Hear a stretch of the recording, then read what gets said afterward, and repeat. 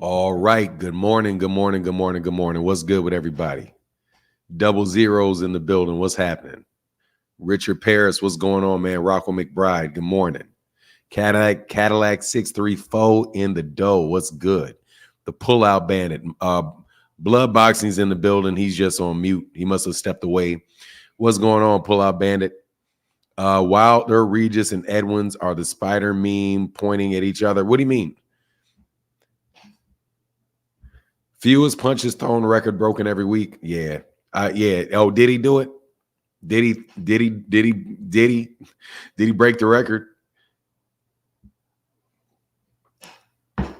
Yeah, not a good performance, but it is what it is, man. What's going on, Will? WS2 Concepts Shepherd in the building. What's going on, man? I don't know how long I'm gonna be on today because my voice is Wilder's. Oh no, they're not haters, man. Look, I mean, he's got a lot of haters, but it doesn't matter because he's gonna get the Deontay, because he's gonna get that fight with Wilder now. He's gonna get the fight. He won for losing. And it's going, people are going to be real funny about that, but he won. In losing, he won. He's going to get another big payday off of that fight. It's crazy how that works, but he's about to get a major payday off of that. Snowflake Boss said, no, I don't think it was a terrible card. I enjoyed it. I really did. I enjoyed it the whole time, man. Yeah, he's going to get a big fight off that. It's crazy how that works, but that's what's going to happen. What's going on, Dennis James, Dennis D. James Sr.? How are you, man? All things in the building. What's going on? What's happening? What's going on? Antoine Gorham in the building. Good morning. Good morning. Good morning. Yeah, Vi. I mean, it's already. Yeah, exactly. I'm trying to tell you, he's about to get a major payday off that loss. Oh, definitely. Opataya, yeah, he looked really good, man. Even though, I don't really know the level of the competition. I could tell the guy was really out of his What's going on, Antoine Mosley? How you feeling, man? What's going on? Snowflake the boss in the building. What's happening? But you guys had me do this 4-hour live stream yesterday, man. 4 hour. Let me put blood in the back till blood shows up. Joshua been ducking Wilder for 8 years, and now Joshua wants, he does. He wants to fight him. Good for him, too. I'm happy.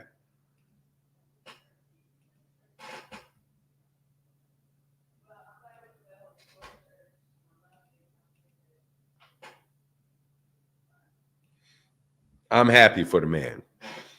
Edwin Volitan, what's up? Ring Kings podcast.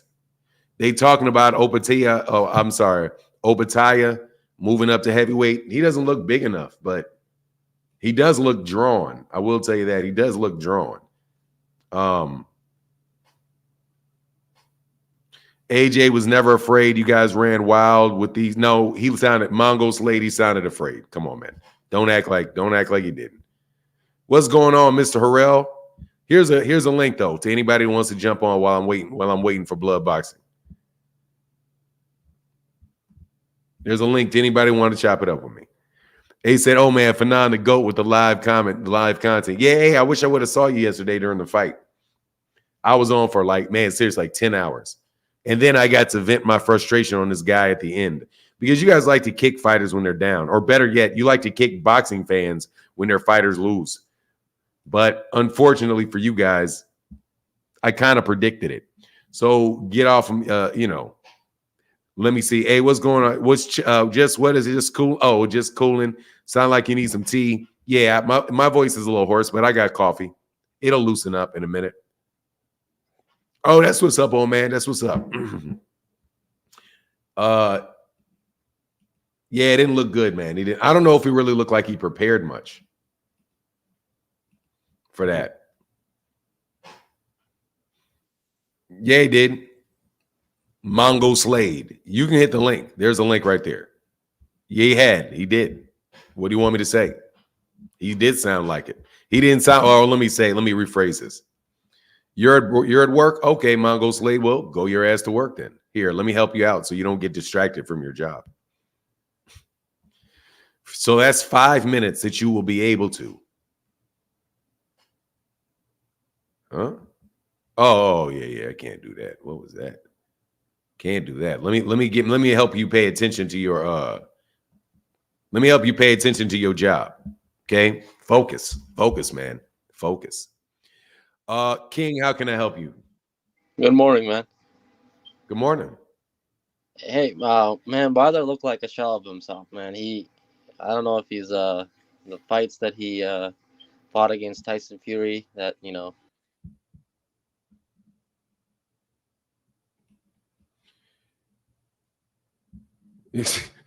Come on, man. I don't want to hear that shit, man. well, you don't want Go, to hear your analysis. go ahead, man. That's I mean, go ahead and talk, man. Go I ahead and know, hate on get your hate out your heart, man. Go look, I get that know, hate out your heart. Go ahead. this loss is hurting a lot of people, and it's understandable. But I I like. don't know. It's not hurting me. Well, I'm not talking about you. I'm saying like I see a lot of people on. So, and you're commenting on the pain of other people. No, no, no, no. I'm not saying that. I'm saying it's hurting a lot. How does that make you feel that other Wilder people how does that make you feel was a that shell of. other people are feeling bad He about the was. fighter they like losing? Does that make you feel good? No, no, no. He was a Does it shell. make you feel like you want to get up very early in the morning and you want to rub their disappointment? Sorry, rub their disappointment. They make you feel like rubbing their disappointment in their face. No, you're mistaken. You have me I misunderstood. mean, I asked a question, man. I No, didn't say it. Just no, sounds kind of I'm like not saying it. it sounds almost to me like you would like to rub people's disappointment in their face. No, no, no. That's You not the case. sure? Because With with Terrence Crawford, personal, every but time I talk to father. you, you tell me something about how the people that I root for are always losing. Like you seem to be the number one guy that is always out here trying to remind me whenever a fighter that I like loses, you're always front and center to If it was remind me. Terrence Crawford, it would be personal because you like went in on that man and called him a duck. But or it would if it was yeah, Terrence Crawford. I never went in on Terrence Crawford. But hey, do you know that when the Joyce fought Parker, you said Parker was not that good of a heavyweight, and yesterday you were saying Parker is a good heavyweight? No, I do not ever remember saying that I had Parker to was go not back that find your good. live where you said that. Though I don't know, I don't Sep- remember ever having said that. September 24th or 25th, 2022. No, I'd like So let me repeat. Let me repeat. I don't remember ever saying that. I mean, it was over a year ago. I don't expect you to remember. I don't remember ever saying that. I do remember saying yesterday, though, leading into the fight, that I've never really even seen a fight that the man has clearly lost, and that I think he could have actually beaten Anthony Joshua, and that I think that he is a very good heavyweight. I remember saying that yesterday many times before the fight. I remember. Do you remember me saying that he was a very good fighter yesterday I did. I before? do. So I do. then I don't. So what's your I just think confusion? all this Joshua See, ducking and all that, it's got to go away now, brother. dude, It's I got, didn't say anything. Dude, you're I'm just not bringing saying it. Dude, come on, King. Come on, man. Stop it's being got a pest. to go away, man. King. Stop Joshua's being a a good fighter. king. Stop being a pest. For real. Say something constructive, something positive, where you're not just coming up here to try to rub somebody else's success, not your success, somebody else's success in their face. You didn't pick Josh. You didn't pick Joseph Parker to win. I I was said that Joseph Parker. Let I was me be very clear. part of the Excuse me, community, sir. bro. Excuse me, sir. I was the one that said I think Joseph Parker could win. You didn't say that. I said that. So I was how are you? part of the community. How can you jump up here talking to me when you didn't say it? I did. I was just trying to be part of the community, man. No, and I'm asking you very seriously. Wouldn't I be the one that gets to brag to you when I was the one that said this could be a very tough fight for Deontay Wilder. I can see Joseph Parker winning it, and I laid out the exact reasons why, and you didn't. You had Wilder. Yeah, I So had it, shouldn't it man. be I was me? wrong. So excuse me. So shouldn't it be me because I was the one that was right and you were the one that was wrong? But the truth, Excuse me, sir, shouldn't you be the one saying, I'm sorry, Fanon, you are right and I was wrong? I mean, you put a question mark on it. You didn't Dude, necessarily I say literally said, happened. yeah, I put a question mark in it because I I mean, was like, look, you this questioned it. can be, yes, it's a question. It's not, but I said it in the video too. I said it. I was like, this fight could be difficult. People are sleeping on him. In the video, I said it. And of course, there's a question because Deontay could have knocked him out if a punch would have landed. So, but let's be clear. You didn't say that. I did.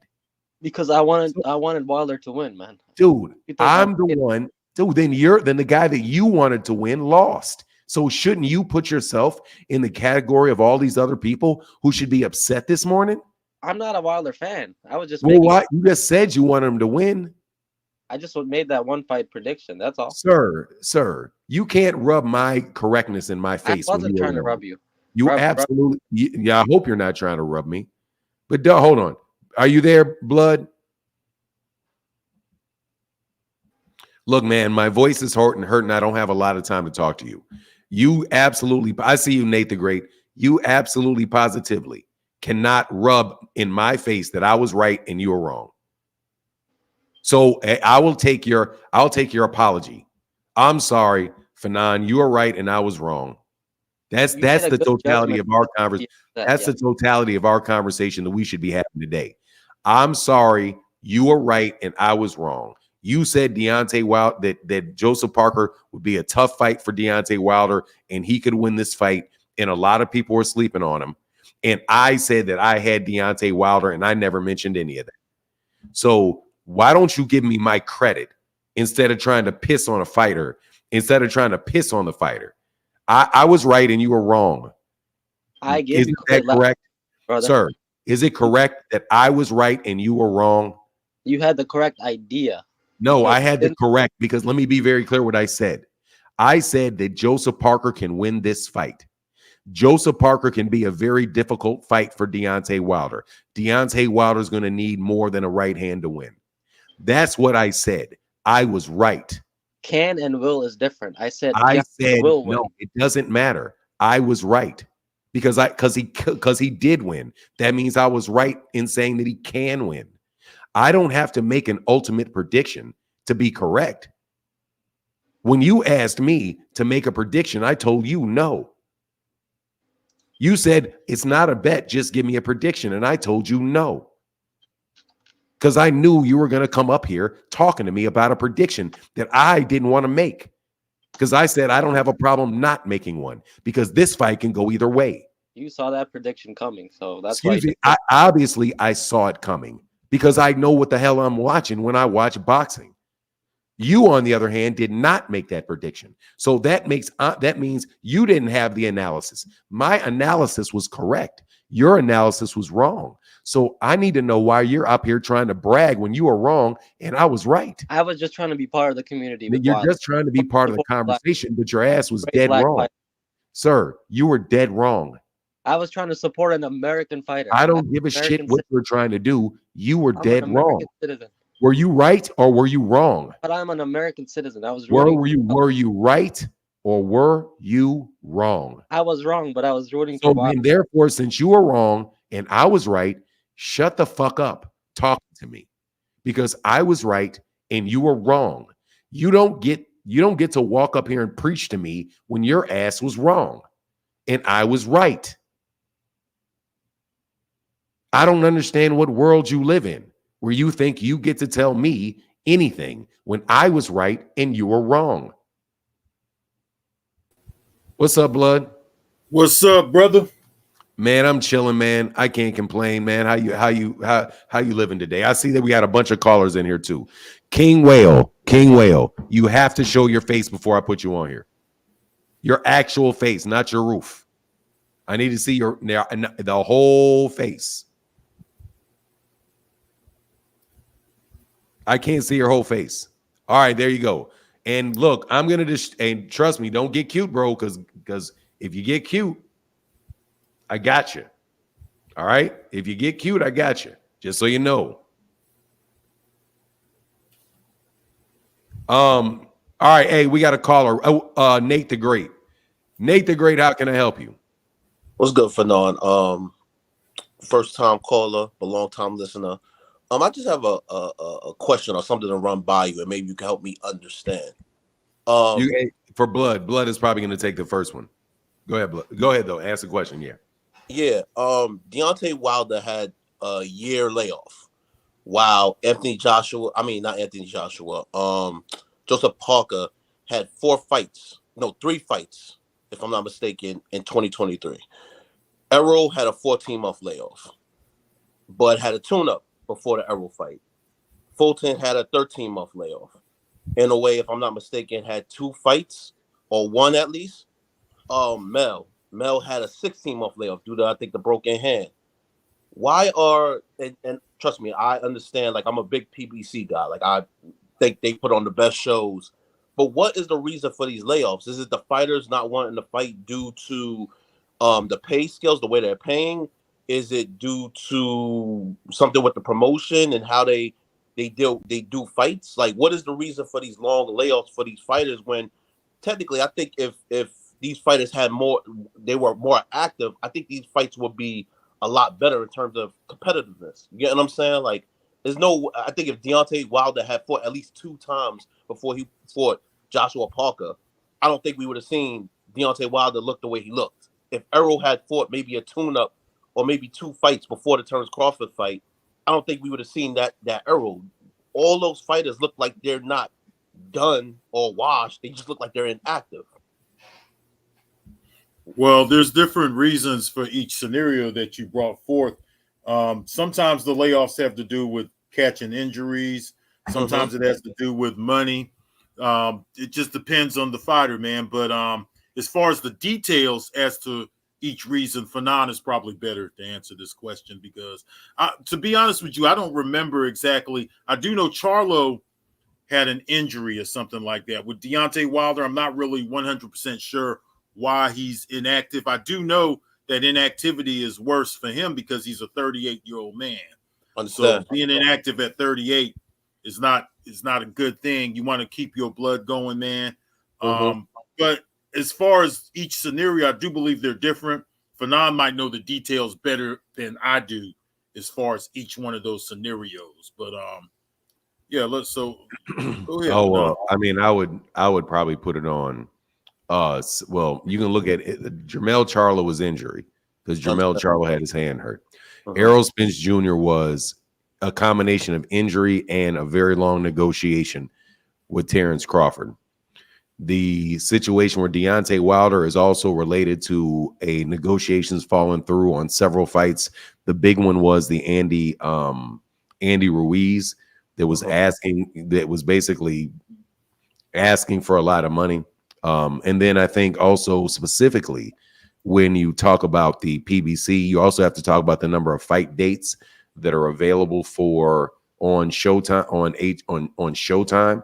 There's a finite number of dates on that particular network where we're on DAZN, because DAZN is strictly a sports network. You can get more fight dates. There are more fight dates available on DAZN than there was on Showtime. And there's more fight dates available on ESPN, between ESPN and ESPN Plus, which is a 100% sports network. So I think it's kind of like I think it's kind of all 3 of those things where you have individual circumstances going on with fights. Then you have negotiations with the fights to make them.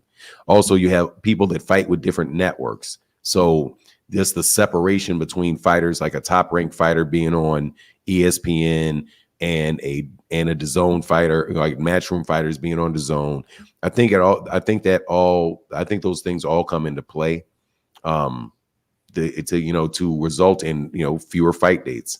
But hopefully with Amazon Prime, hopefully there will be more fight dates because they have like between 12 and 15 pay-per-view dates, and I don't know whether or not they have how many non-pay-per-view dates that they have on Amazon Prime. So that's the best answer I can give to that. No, it was a great answer, and everything you're saying makes perfect sense. I remember Errol, like, even though when Crawford put out negotiation for Avanesian, he didn't he get in a car accident, right? Was it before or after? He got into the second car accident. It was right after the Avanesian thing. Yeah, I hope these guys are just more active. The only reason I say that, and I'm an Errol Spence guy, I'm a Deontay Wilder guy. But I like Crawford. I think Crawford's a great fighter. I don't like some of the things he do outside of the ring, but at the end of the day, who's perfect? So I just want competitive fights. I want to see Errol Spence at Crawford and it be competitive. If it's not competitive, then I'm cool with the results. I just want to. My thing is with boxing is I want to see the best fight the best. Whatever happens when they fight the best, it happens. If Crawford fights Errol and he steamroll Errol, I'm cool with that. I just want to see them fight. Just like I wanted to see Anthony Joshua and Deontay Wilder fight. You know what I mean? Whatever results come from that, whether it's win, lose, or draw, I'm cool with it. But I just feel like with all the promotions and then with the inactivity, we're really, from a names point of view, we're getting the best fights. But the time when these guys are fighting is not the best fight because you have one fighter that's highly inactive and then you have another fighter that might not be as inactive. You know what I mean? So that's the point I'm trying to make. But I agree 100% what you're saying. And like I said, I'm a long-time listener, and you go through a lot with these trolls, man. I don't know how you do it, man. I don't know how you do it, man. I salute you every day, man, because the trolls is crazy. I barely could deal with them on Twitter, man. So I just want to salute you, you know, and keep doing what you're doing, man. And I'm here to support you, man. All right, brother. Thank you. Hey, thank you, Nathan. Great. You have a wonderful day, man. Same. I'm sorry. I will cut you a little quick. All right, brother. Get back. Holidays, man. You good. Happy holidays, man. Bye. All right. King Whale, how can I help you? Hey, how you doing, Fanon? Oh, well, how are you? I'm doing good. So I had called last week and I had predicted that Daniel Dubois was going to sleep Big Baby. And I had said Daniel Dubois was going to be the king of the heavyweight division. And this is why it's going to happen. Daniel Dubois already knocked out Usyk, and Usyk's going to knock out Fury, or at least beat Fury. I promise you. Daniel Dubois did what? Daniel Dubois arguably knocked out Usyk. Right? Okay. Arguably with the low blow. No, he didn't knock that man out, but go ahead. Yeah, go ahead. But I think it was a controversial decision. But Usyk's gonna fight Fury. Usyk's gonna beat Fury, and then Dubois is the only heavyweight that probably is gonna fight Zhang or probably fight Joe Joyce. Dubois only has 2 losses, while AJ has 3. So the kings of the division is gonna be AJ, Dubois, and Usyk if Usyk fights Fury. And Fury is washed. Wilder is washed. Is like that's just how I feel. I feel like Dubois is gonna be the king, and I feel like he might fight Zhang or he might fight Jared Anderson. And Jared Anderson, arguably, some people online say that Charles Martin threw the fight when Charles Martin fought Jared Anderson. So I feel like if Jared Anderson and Dubois get it in, I feel like those are going to be the biggest fights coming forward in the heavyweight division. What's your thoughts on that, Blood? I'll let you have that. I know you're feeling high about Daniel Dubois. No, I used to feel high about Daniel Dubois. I don't feel as high about him as I used to. But the reason why he's saying that, of course, is because he feels that the low blow was legit. Daniel Dubois has showed that he could quit. He's showed it on quite a few occasions. He showed it in the Joyce fight. Right after he fought Joyce, he fought some other guy where he was knocked down a few times, and it looked like he was on his way out of that fight. I can't remember the brother's name. Then he basically quit in the Usyk fight. Yes, I thought the punch was legit too, but he quit in that fight. I think that the future of the heavyweight division is Big Baby Anderson. And that's just the way I see it. I think he's more skilled than Dubois. I think he has a better jab. I think he fights better at long range, close range. I know he hasn't fought the kind of opponents that Dubois has fought yet, but the eye test, I'm going off of that right now. Dubois, he fought Big Baby Miller, a 35-year-old man who weighed 333 pounds, who was inactive his damn self for the most part. He had that one fight with Lucas Brown, but for the most part, he had been out of boxing for quite some time. He tired out real quick. He fought a sumo wrestler last night. He didn't prove much with that win, in my opinion. So, Daniel Dubois, he had a good night. But he's not the future of the heavyweight division. I don't believe that for 1 second. No, I don't think Daniel Dubois can beat Zhang. I don't think he beat Zhang. He beat Zhang. And I will tell you who's trash though. That Magmadov guy was garbage.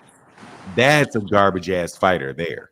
Just that people you want to say Deontay Wilder is this and man, look, bro, y'all need to get up off Deontay Wilder.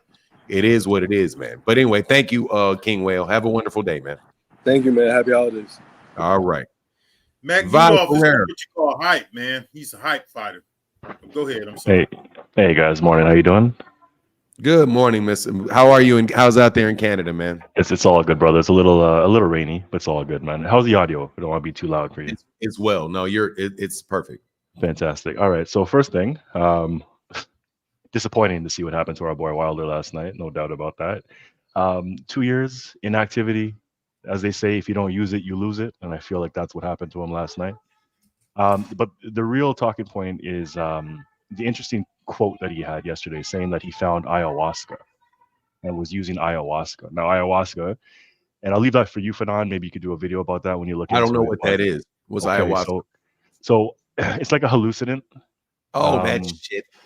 You got it, exactly. But the fact that he's saying that he's taking it days before the fight, or he's using that to kind of revive himself and get him back into the flow of boxing is concerning, right? Because if you misuse it, you become a little too loose. You become a little too lackadaisical. And I think that's what we saw last night on top of the inactivity. So just my observation and my comment, but hopefully he'll rebound, but that's all I got. Okay. Hey, I appreciate you, Mr. Ferreira. Thank you, sir. Appreciate you guys. Have a good one. See you later. All right, man. Get back. Yeah. Oh, man, that's not the best right there, man.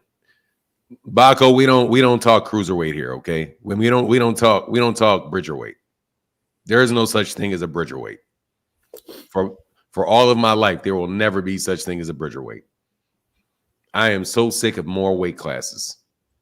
That shit is absolutely ridiculous. So look, man. So what was your take on the card, man? What's your take? Well, I think they're doing a good thing over there in Saudi Arabia. They're bringing some big fights to boxing. Hopefully they continue to do this. They have the money over there. We saw some upsets. We saw Magmudov, this guy that they've been overhyping. And this is an example of why we need to see these guys active and see these guys matched up. And they need to have a more legit top 10 because Magmudov, he got beat up in that fight. We saw Big Baby Miller get beat, which I predicted that fight wrong. I had Big Baby Miller winning. I had Deontay Wilder winning. He lost. As far as Deontay Wilder, I'm going to get it off real quick here. Let's talk about the sweet science here. I saw a few things that were different. I saw Deontay Wilder fighting more off of his back foot and using lateral movement. It's not like I haven't seen this before because I've seen it as early as that first Bermain Stavern fight where he fought off of the back foot. The thing about a fighter when he fights off of the back foot and he's fighting to kind of establish distance, you want to utilize a solid jab. I saw a lack of the jab. Also, if you're fighting at mid-range, to get your punches off, if it's not working at mid-range, you either need to close the gap and get the fight in close range, or you need to utilize a jab at long range. Lennox Lewis and them guys, Riddick Bowe, were really good at doing these kinds of things. Wilder's kind of changing his style a little bit late, in my opinion. I also saw Wilder who weighed 213 pounds. He's a little older now. He's 38 years old, and he's been inactive. So I would like to see Wilder work on some things if he does plan on coming back. He would have to work on that jab some. I'm kind of at odds with if he should put on a little bit of weight because we've seen him up in the 230s before. He's always been kind of like at around 213 anyway. He's been there before in the past when he was in his prime. But he's an older heavyweight now, and he relies on his power a lot. So he wants a fighter like Parker, you have to trap a fighter like Parker. You can't fight him at mid-range the whole time. You have to cut off the ring. You have to be able to get aggressive. Now, he did get aggressive in the last round, which I thought he showed some success in the last round when he came forward and he brought the fight to Joseph Parker. We'd like to see Deontay Wilder do these things a little bit early. He just needs to get a little bit more active. A lot of the heavyweights in the heavyweight division now, these are older guys. Zhang, Joyce, all of these guys are older guys for the most part. Even the younger guys like Anthony Joshua and Tyson Fury and Usyk are in their mid-30s. If he's going to compete with these guys, man, he's got to work on his jab. He's got to stay more active, and he's got to be able to find a way to disguise that right hand and set his opponents up for that right hand. And it's either going to be done by utilizing the jab or learning how to pull it off inside of the pocket. I don't know if Malik Scott might need an extra head in there. I'm not one to fire these trainers right away because I think you have to win and lose with the trainers. But maybe bring in an extra person to work on him on some of the technical stuff. But hey, it is what it is, man. AJ looked really good. He utilized a nice solid jab. I'm not really sure where Otto Wallen is at. It doesn't mean just because Otto Wallen made Tyson Fury struggle that Tyson Fury was exposed and all of that kind of stuff. AJ had a good game plan. He popped the jab good. He could fight in the inside. He could fight at long range pretty good. He looked pretty good in there, and I'm going to give it to Anthony Joshua. I'm not going to take anything from him. As far as that fight between Deontay Wilder and Fanon, let me ask you, do you still want to see that fight between Joshua and Deontay Wilder? Absolutely, I do. Absolutely, I do. Okay. I think that would be, I think, first of all, that is a fight that Deontay Wilder lost to Joseph Parker, but I completely reject the idea that he got dominated by that guy. He just won. I think Joseph Parker won the fight. And he won most of the rounds. I think he won, but he didn't really do that much to Deontay Wilder. And I think he had a good game plan for Deontay Wilder and all of the above. But I still want to see Anthony Joshua with Deontay Wilder because I don't really know. Like you're not going to see Deontay. You're not going to see Anthony Joshua, Joseph Parker. We already saw that. You got Alexander Usyk. Well, let me put it this way. Just like we saw Deontay Wilder, well, we saw Anthony Joshua get beat by Alexander Usyk 2 times and got beat, in my opinion, in a lopsided fashion by Alexander Usyk 2 times. Both of those guys, and then we now see him come. Look, he looks suspect. He looks suspect against Robert Helenius. He looked suspect against Jermaine Franklin, and he looked good against Otto Wallen. I want to see Deontay Wilder get 2 fights in, be active, and get in the ring with them. Because why not, man? It's a fight that I'd be interested to see. It's not like Deontay Wilder was getting punched and knocked all over the ring, got knocked out, right? It was a match as a fight that he could not outbox Joseph Parker. And I do think that one round. Yeah, I do believe that Joseph Parker outboxed him, but Joseph Parker didn't look that great to me. Like it didn't look like, oh, this is just, man, he's just, like somebody said in the comment section that Joseph Parker was hitting him with an overhand right all night long. That's bullshit. He was not hitting that man all night long with anything. He was edging out I think he landed more punches in the round, but I don't think that he was, there was one round where I thought that he got rocked. One. Where he ran off that combination, and I think he buzzed Deontay Wilder in one round. Other than that, he won the fight. Kind of like in a fight, if you see what's a good example, another example of that. It wasn't even like that Bivol garbage. Like when Bivol beat, people are acting like that fight was Bivol versus Arthur Linden or something, where that's beating somebody up all fight long. He beat that dude up every single solitary round, was running combinations off on Lyndon Arthur every single solitary round. Compare Arthur Linden, the way Arthur Linden looked against Dimitri Bivol, and what Joseph Parker did to Deontay Wilder. It's not the same thing. One guy clearly didn't belong in the ring, and I was actually surprised that Bivol wasn't able to get him out of there. And then in the other one, you had Deontay Wilder was very tentative the entire fight. And Deontay Wilder's inactivity really affected his ability to win any of the rounds. And I just think so. Yeah, I would just say, I want to see Deontay Wilder in another fight, and I'll definitely take the fight with Anthony Joshua. Hey, and I see Big Shake the God, Joe A, and Rocco Bride. But go ahead, brother. What were you going to say?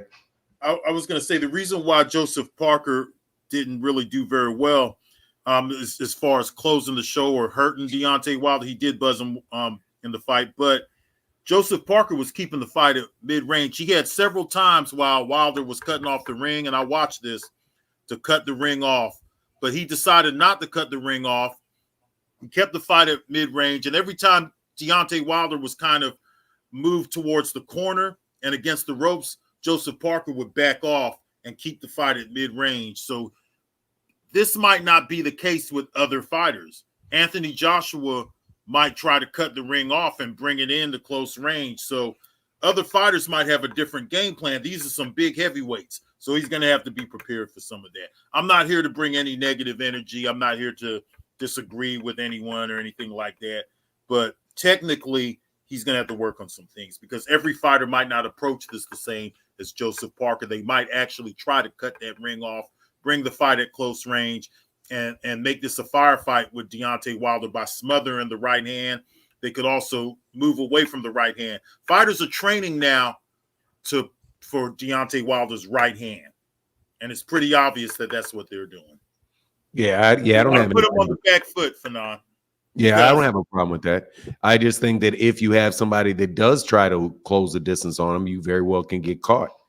But look, man, my response wasn't, do I think that Deontay Wilder is going to dominate the world, right? My question is, do I want to see him fight Anthony Joshua? Yeah, because I think the same thing about Anthony Joshua. I mean, like I said, I've come off seeing I saw Anthony Joshua lose lopsided fights to Joseph Parker. I've seen Anthony Joshua get knocked out by Andy Ruiz. I think what we have is a heavyweight division where, I mean, I don't really know if there's anybody that is like I think, we look at it and say, look, man, what, you're as good as your last fight. So like, what were people thinking about Danny Dubois right after Danny Dubois got beat by Usyk and he got beat by Joseph Parker? And not Joseph Parker, what's my guy's name? Joe Joyce. And yeah, and what did people think about Joe Joyce after Joe Joyce what did you think about Joe Joyce after he beat Dominic Dubois versus after he fought Zhang? Right? And then what do you think about Hrgovic last night versus what did Hrgovic look like with Zhang? So you have all of these different heavyweights having suspect fights. You got the number one heavyweight, in my opinion, to get embarrassed lately is Tyson Fury.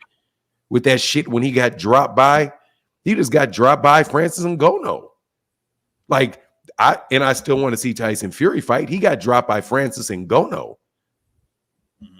Who the fuck is Francis Ngannou to be dropping? And you got people literally crying robbery on a fight with Tyson Fury and Francis Ngannou. So Tyson Fury's not looking good right now. Anthony Joshua's not looking good right now. Deontay Wilder's not looking good right now. Joe Joyce is not looking good right now. Right? What happened with Joe Joyce and Joseph Parker? I mean, Joe Joyce and Joseph Parker, right? What's Dillian White looking like right now, coming off getting knocked out in a drug test? All these guys are looking funny to me right now. I just think that you have to not look just at last night. Be like, well, yeah, Deontay Wilder lost last night. But Deontay Wilder was coming off a knockout with Herlanius in the first round, and he was looking like fire. Snowflake the boss, Ngannou, his name is Ngannou, Francis Ngannou, whatever the fuck his name is, bro. I'm not in the mood, Snowflake boss. I'm just going to tell you. Anyway, yeah. One more question, Fanon. This is the last question I'm going to ask you today. Yes, sir. If Deontay Wilder and Anthony Joshua was the fight, who would you favor at this point? I just want to know. Man, I don't know, man. I don't know. Yeah, but yes, before yesterday, I would have said Anthony Joshua. After last night, I would say, oh no, before last night, I said Deontay Wilder. Right. After last night, I'm thinking Anthony Joshua. But when they get in the ring, like I said, these dudes are all inconsistent. They're all inconsistent. Like, so I don't know. I don't like, if you ask me, what do I think about Anthony Joshua and Joseph Parker? I'm taking Joseph Parker over Anthony Joshua right now. So I'm saying, I think when you just got to put these guys in the ring and you got to see what's going to happen, because I don't think any of these guys are like, I don't think there's a Tyson. I don't think that there's a Terrence Crawford of the heavyweight division. I think all these guys look suspect.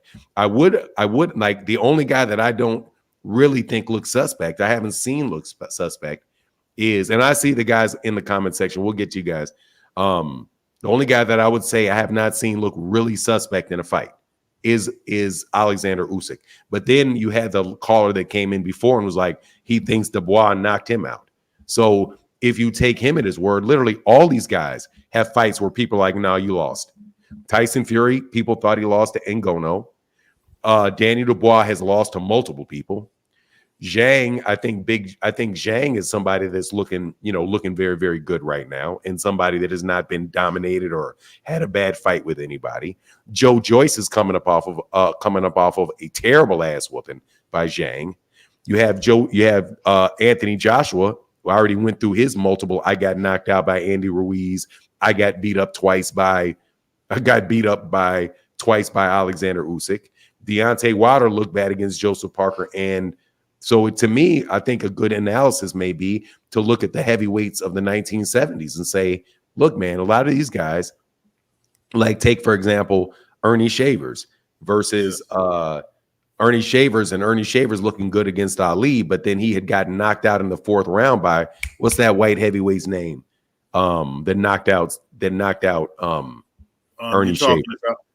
You're talking about the guy who would act in the movies, Tex Cobb. No. Before that, like early on. No, it's a guy that white dude. Jerry Quarry. Jerry Quarry knocked him out.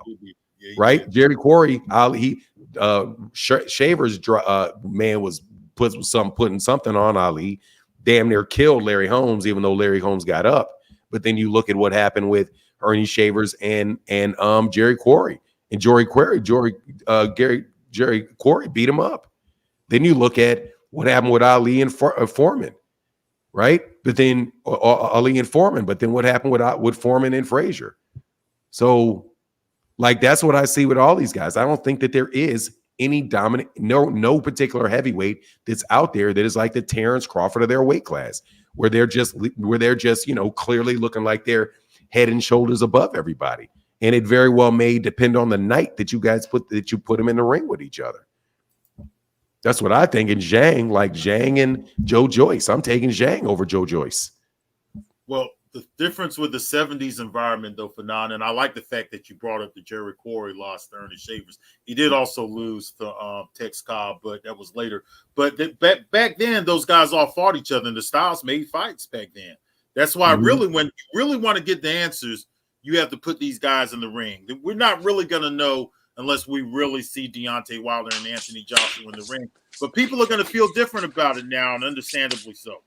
Yeah, no doubt. Steve Young said, hey, Fanon, my concern is Deontay had a delusional loss because he actually thought he won. That's concerning to me. Man, fighters always say that, man. It ain't no big deal. He went 12 rounds. He didn't think Joseph Parker won certain rounds. I mean, and honestly, I was looking at the fight for the first several rounds, and I was like listening to people say it's a domination. I'm like, how do you give these rounds to either one of these guys when there's nothing really happening? But Parker probably landed maybe one or two significant punches, right? But so you give him the round. I like 10-10 rounds, but judges and fans very rarely do 10-10 rounds. Shake the God, how can I help you, man? Yo, what's up, y'all? How y'all feeling? Hey, man. Feeling well, brother. Y'all. Yes, sir. Salute to you, OG's up here, man. Y'all cooking with hot grease, and I'm the one that hear about the fry some chicken, but y'all already cooking. You know what I'm saying? But yeah, I like what you said about the parity in the heavyweight division, and it's funny, man, because people always complain about knowing the outcome of a fight, but as soon as we get cats that's on the same level, everybody taking losses here and there, nobody want to see anybody anymore. That should make you a little more excited because you ain't gonna know the outcome. Now I understand people's frustration with not seeing Wilder and Joshua when we wanted to see it about 4 years ago. But at the same time, Joshua lost a few times. Wilder done lost a few times. And in my mind, I think that's a fight that Wilder gonna get up for. You see what I'm saying? I think in his mind, even though he been out of the ring for a while and Parker been fighting a little bit, I think Wilder just felt he was just going to dominate my man. Just in his mind, he just thought he was better than him, and that was kind of a misstep. He might have overlooked Parker a little bit. But the issues with Wilder right now is like Blood said, trying to pick up some new tricks at this stage in his career when he really don't have a technical boxing foundation. It's kind of leaving him in no man's land. So we seen him trying to dance a bit too much. I don't like the way his base look. His base look a little weak. I would like to see him get some kettlebell work in. He needs to get some squats, some kettlebell work, some deadlifts to strengthen up his legs, man. I think at this part of your age, y'all, I'm in my 40s now. And I know sometimes, man, my legs, if I don't work my legs, they just feel really, really weak.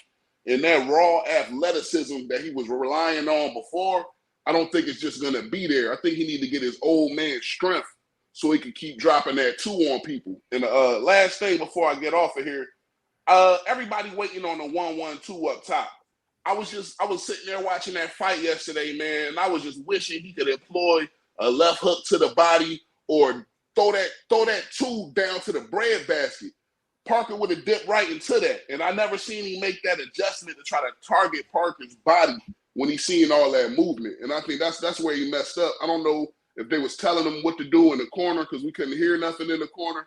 So I just want to hear y'all cook on that. What could he have done strategically? I think the double jab up top and throw that 2 to the bread basket would have got Parker up out of there. Well, I appreciate the time, y'all. Yeah, man. All right, brother. Get back. Appreciate you. We'll adjust. I think he talked about it a little bit. We'll get into that a little bit more, but let me try to run through a few people. I agree with what Blood said about that jab. I just think he needs he's through maybe like a round. He started throwing a more stiff round. I also don't like how he folds it. Like I don't like how he comes from like a folded position out. I think that slows his jab up and it prevents it from snapping. But you know, I have some more things to say. I'll wait till after you're done. Yeah, let's run through a couple cats, man, because we have Rocco McBride, then Echo, who came in and out, but I see you Echo invisible, and then after that it's Omad, Manny, and then Claymore Rain. What's up, Rocco? I'm gonna step off for a second, Rocco, and let you cook for a minute. I'll be right back, okay? Okay, hey, what's going on for now? Hey, what's going on, chat? Yeah, what I saw in the fight is I think, you win and lose your fights in camp. And Wilder, what he did wrong is you can't change. You got to do what got you there. And Wilder, he's a violent fighter. So he didn't need to learn, like do all of like the style that Malik Scott was teaching him. I'm not saying Malik Scott is a bad trainer. I'm just saying you got to train with who matches what you do. And so Malik Scott had him, moving around, where he had him thinking about doing too many things where he forgot to punch. So he's concentrating on the moving, all of the things that he was being taught. He want to show everybody all the new things that he was taught, that he wasn't winning rounds. He wasn't being violent. And I saw it coming even the last time when he fought Robert Helenius, after he knocked Helenius out, he was moving back in that fight, but he knocked Helenius out. But in the dressing room, he started weeping, apologizing, crying, saying he's sorry for knocking him out. So that showing me that mean streak wasn't there. And Wilder, I think if he's going to fight Joshua, he's going to need a trainer, someone that teaches violence, more suitable to what he do, because his problem with Breland was more of a personal problem that they had going on. So when he got a new trainer, he still should have went with somebody that fits his style more, not somebody that's going to try to. You can't change somebody like a Subriel Matias into a Devin Haney. You got to train your style, what got you there. I seen the same thing happen, when Triple G left Abel Sanchez. Triple G was a violent guy. He leave Abel Sanchez. He got with who to get with Jonathan Banks, and then that aggression went away. What made him good went away. He started trying to box and do other things. Then what got him there. I seen the same thing happen with Klitschko when Emmanuel Stewart died. He went with Jonathan Banks, and every fight he started digressing. So I think Wilder, I still think he could beat Joshua, but he got to get a guy that teaches more violence, that teaches a style more suitable to how he fights and his advantages. Because you sit around waiting and moving, concentrating on all these other things. In the 12th round, it didn't take much for Parker to get tired once Wilder turned it up a bit. But if you let a guy get comfortable, he could fight all day and never get tired. And he let Parker get comfortable. He didn't press the issue. He didn't press him at all. He wasn't violent toward him. So that's my take about it. What do you think about it? I think that's a good take. See, the thing is that he has to get a trainer who will teach him more to stand his ground and come forward. Because that's what he's good at doing. Because if you're going to use a lot of lateral movement, like you just said, you can't change him into Devin Haney. But we don't need to use Devin Haney as an example because Devin Haney utilizes a solid jab. Now, there were fighters in the past who could utilize a lot of lateral movement. Shakur Stevenson could do it pretty good and lead with hooks. Roy Jones was the poster boy of it. But Roy Jones, by the time Roy Jones was 38, he couldn't even do that himself anymore. That's something for special fighters who have special attributes such as speed and timing. If you're going to utilize lateral movement, you have to pop a jab. You can't lead with the right hand. They know the right hand is coming. You have to disguise the right hand. A 38-year-old man trying to utilize lateral movement without a jab is not a very smart thing to do. We could say Devin Haney, but Devin Haney utilizes a jab when he's participating in lateral movement, and he's popping that jab out there. So you have to have a jab. If you don't have a jab, you better have some special attributes. And once again, like I said, you have to have a lot of speed and timing, like Roy Jones did in his prime, or like a Shakur Stevenson or somebody like that. At this age, you can't do that. So he's going to have to work on that jab some. He's also going to have to work on standing his ground, cutting the ring off, and setting people up for that right hand. Yeah, I agree. When right hand off of the back foot, not for Deontay Wilder. He's trying to land the right hand. And we're only trying to help Wilder out because we all got a lot of love for Wilder, right? So we're just being real. If we dismiss some of the issues, then he's not going to get any better. So us as fans, we got to put forth some of the things that we saw because we've had an eye on the sport for a long time. And you got to take the criticism with everything else. It's just like with football fans. If somebody says, "Hey, Marlon, your Gators don't have an offensive line this year," I'll say, "Oh yeah, you're right. Your quarterback is trash." You're right. You don't dismiss people for giving criticism. You acknowledge the criticism and you try to think of ways to correct it. And he needs to correct it by not trying to do lateral movement and lead with that right hand because people see that coming. He has to set it up behind the jab. And like the brother said who was on here before, you got to mix it up and go to the body some. You have to have a wide variety of punches to do stuff like that. So I think he's probably better off at his age, like you said, to get a trainer who's more suited. It doesn't have to be a violent trainer, but more suited for a come forward style and a cutting off the ring style and a standing your ground type of style. So even if he just brings somebody extra in, he doesn't have to fire Malik Scott because you got to take the losses and the wins with the trainer. But just bring an extra set of eyes is what I'm saying. Right.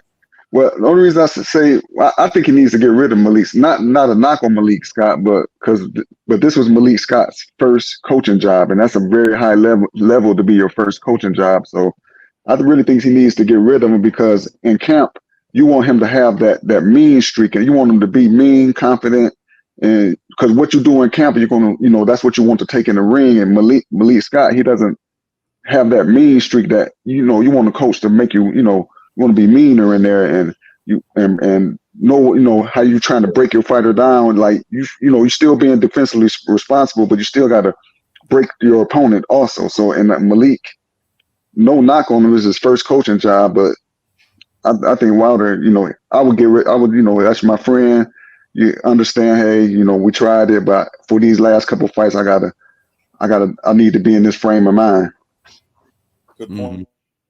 Hey, all right. Thank you. All I got. All right, thanks for having me on. Hey, man, anytime, brother. It's always pleasant. It's always pleasant to talk to you, Rollo. Rocco. Oh, I'm sorry. I called you Rollo. So that. All right, bro. You, man. All right, peace. Peace. Echo Invisible. Hey, Phoenix the Assassin, and thank you to everybody that supports in the super chats and the Cash App. And just so you know, for the first time ever, we have this live stream available on Twitter.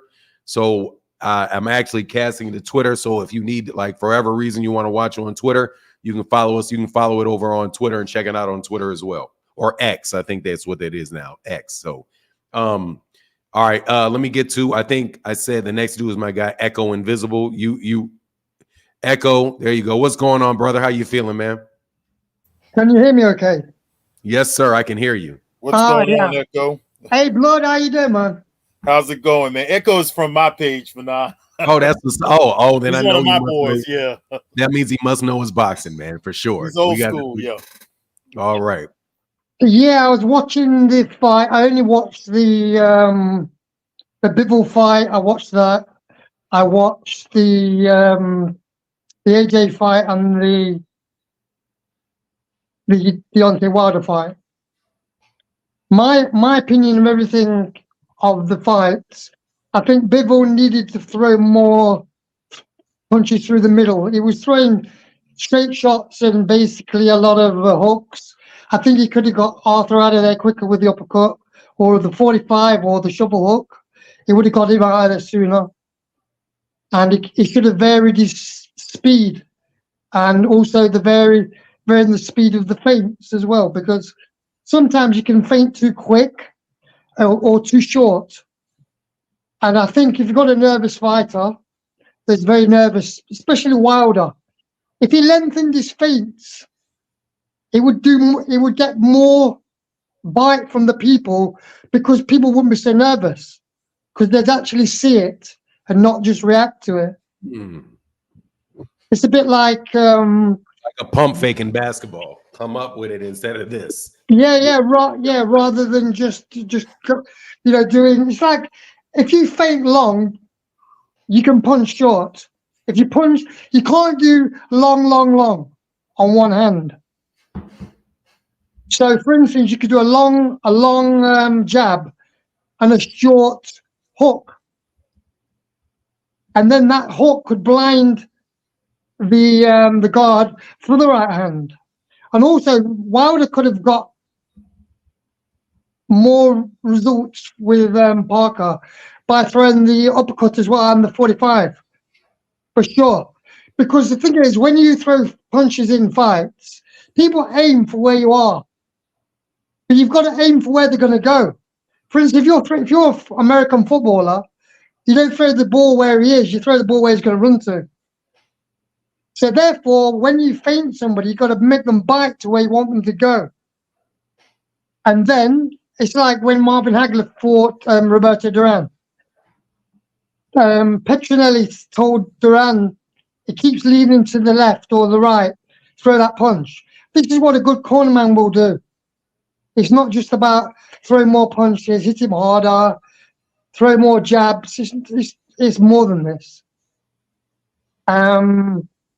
Anybody want to ask me a question about anything? Man, go ahead, Blood. My voice is hurting, so I'm really trying my best, and I'm learning. The fact that you brought up the feint, because the feint. Bring up the 4-5. What do you mean specifically about the 4-5? After you answer him, the 45 is a shovel hook. It basically, the shovel hook was something that Jack Dempsey labeled in his book, Explosive Defense and Aggressive Fighting. If you look at the book, you'll see the punch. It was called a shovel hook because it resembled somebody shoveling like with a spade. So it goes 45. And I think if it had landed that, it would have done more. Because when Wilder was throwing the overhand, he was going down on it most of the time. And all Wilder needed to do was make that a bit longer, maybe a bit slower, so he's seen it, and throw the punch where it would be rather than where he was. Because he was always trying to catch him rather than put him in the position where he wanted him to be, or he should have been.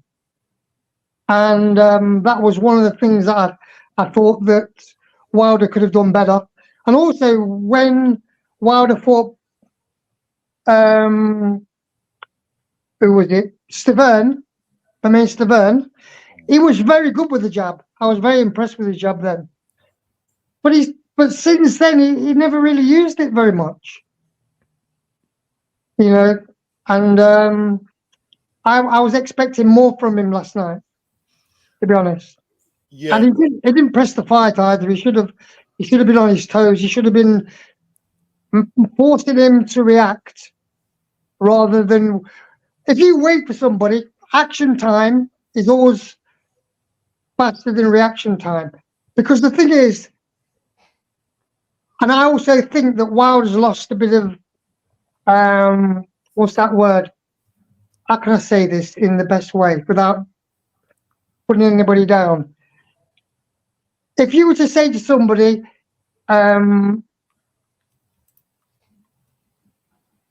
between what you see and what you react to, how much time is lost? Do you understand me? Because what he was doing. Yeah. You're talking about your well, you're talking about your reflexes. Yeah, but what it is, your eyes see it, but you've got to send that signal to your brain to do a move. Now, when you understand me, so there's a delay. It's been like a time lag, and I thought it was trying to set him up, and when he wasn't setting him up, he had to reset himself. So it wasn't very instinctive, and that's done through training. And I don't think he did that through training at all. Well, you know what? I like the fact that you brought up the feint, and I like the way Fanon brought up the pump fake. Because the pump fake is something that older players like Patrick Ewing and Elijah One would do all the time. The feint is the kind of an equivalent in boxing to the pump fake.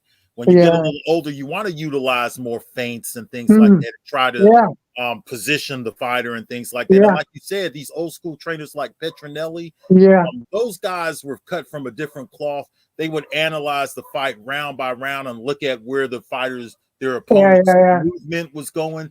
And that's what Petronelli did with Marvin Hagler, with Roberto Duran, and several. He would say, well, he's moving to your left. You need to set this punch up so he could receive those punches when he's moving this direction and things like that, which a lot of the old school guys, they utilize that kind of training. Those kind of trainers don't really exist anymore for the most part. But you brought up some good points there. I think that old dog can learn new tricks. Let's not forget that George he started out when he was 38. When George Foreman was 38, boxing. He was the same age Wilder is now. And the old dog learned a whole lot of new tricks throughout that time span from when he was 38 to 46. I saw some improvement in some of his skills. Yeah, it did improve. I agree with that. 95. Yeah. So an old dog can learn new tricks, and Wilder just needs to work on some things. That's what it is, bro. But he needs the right person. It's like Jose Torres. He gave a quote. He said, "A feint is the outright lie. You don't really know what is real until it's too late."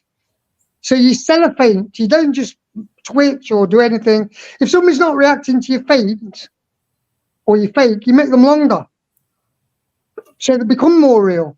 If somebody's nervous, you can twitch and they'll bloody lift their hands up and cover, and they'll you watch. I think if you watched Parker very closely, when Wilder was getting ready to throw a punch or just switching that right hand, he'd move. Yeah. And all it would have taken was him to set it up. I mean, the thing is, Wilder, his infighting is not so good because obviously it's not so easy when you've got long arms anyway. But to be honest, neither of them did a lot really, other than Parker winging. But Wilder gave him too much time to set them up. And if that jab would have been in his face, flicking out like a snake, even if it wasn't punching him. Even if he could touch the gloves, I guarantee you that Parker wouldn't have loaded up so much because he would have scared. What's the name of that book that you said? Jack Dempsey's book. What was the title of that? Explosive fighting, aggressive defense. I think that's the title. I've got a copy of it. Yeah, he does a lot of. He's still in the gym, active Fanon, so he uses a lot of these, a lot of in the gym terminology and things like that. I don't. Yeah, I want to learn it. I'd like to learn that, man. Talking about, but No, I mean I get it. I understand. He's a tech. You're looking at it from a very technical point of view, and that's not. I mean, that's not something that I have the strength to do. So if there's resources that I can have that would allow me to be able to watch a fight and watch these feints and watch the things that they're talking about, I would love. I mean, hey, dude, I love learning things about boxing. Yeah, when you lengthen your feint, it becomes more real because it's getting nearer to the target. So if you've got something nervous, you can twitch or make it short. A bit like what Marvin Hagler did with his stutter step. But not many people like Durant would react to that too much. That's why he gave Hagler so much trouble, because he wasn't reacting to the stutter step. And also, Sugar Ray Leonard timed the stutter step when he fought Hagler, because Hagler was always doing the stutter step. He would always do it. But one thing I spoke to Blood about Hagler, that one of the greatest things he ever did was the shovel hook and also the corkscrew hook. This is what made him so good when he was in mid-range or inside. And that's the lost art now. Nobody does that anymore. Great, man. I'm definitely going to watch that, man. Hey, well, thank you, Echo. I got a couple dudes behind you. Yeah, man, cool. Hey, man, really, please come back to the channel, man. Come back to the channel. That was very, very educational for me. I'm going to follow up on the stuff that you said, make sure that I understand it and I can see it when it's presented to me, man. But I really appreciate that, man. That's very, very valuable to me personally. Thank you very much. Could I just say one thing before I go? Absolutely. I actually think that Deontay Wilder needs to put more size on and more weight, for sure, because it was too light. And also spread it throughout his body, in his legs, not just his upper body, his legs. Got you. That's the last thing I've got to say. I don't know if you agree with that, Blood, but peace, that's what I think. Happy New Year, man. Happy Christmas, bro, old man. Happy New Year to you both, yeah. All right. Hey, where are you out of, man? Where are you at? I know you're obviously, I think you sound like you're from the UK. I am, yeah. Oh, okay. I am, good yeah. deal. All right, man. All right. Get back with you. Thank you, Echo. Appreciate it. Bye-bye. Bye. Yeah, that was good stuff right there, man. That's educational stuff, man. Thank you. I appreciate it. He'll come on here and talk about classic boxing all day and talk about the old school fighters and bring up names you never heard of, and he'll use a lot of boxing in the gym terminology and things like that. But I like learning from guys like that, though. Yeah, I do too, man. I do too, because that's like really like that's really that's a point that it's like it really makes, when you listen to people like that, it makes watching the actual boxing match more fun. You know, because it's something that you can really see and something that you can appreciate. And just the UK in general, just talking about, I see you, Old Man Manny and Claymore Rain, that it just brings me back, like, you know, like the combination where you're talking about the history of boxing, then you have the technique behind boxing. It just reminded me of how a lot of the original, like the base technique of boxing is really established in the UK. And so you do have, and you have like, you know, extra things that are added in the United States, but there's just such a long, rich tradition of boxing in the UK that right, things like that are just, it's always really fun for me to hear. Big Dog Willie said, where was Wilder's uppercut or even a lead hook? Thank you, brother. Skills from New Orleans said, Wilder's not a boxer, he's a savage. Stick to your prodigy, enhance your craft, don't create a new one. Skills from New Orleans, thank you, brother. And my guy True Speaker said, Jack Dempsey's book is called Fighting: Explosive Punching and Aggressive Defense. Aggressive Defense. Wow. Okay, cool. I'm gonna get that book and I'm gonna read it.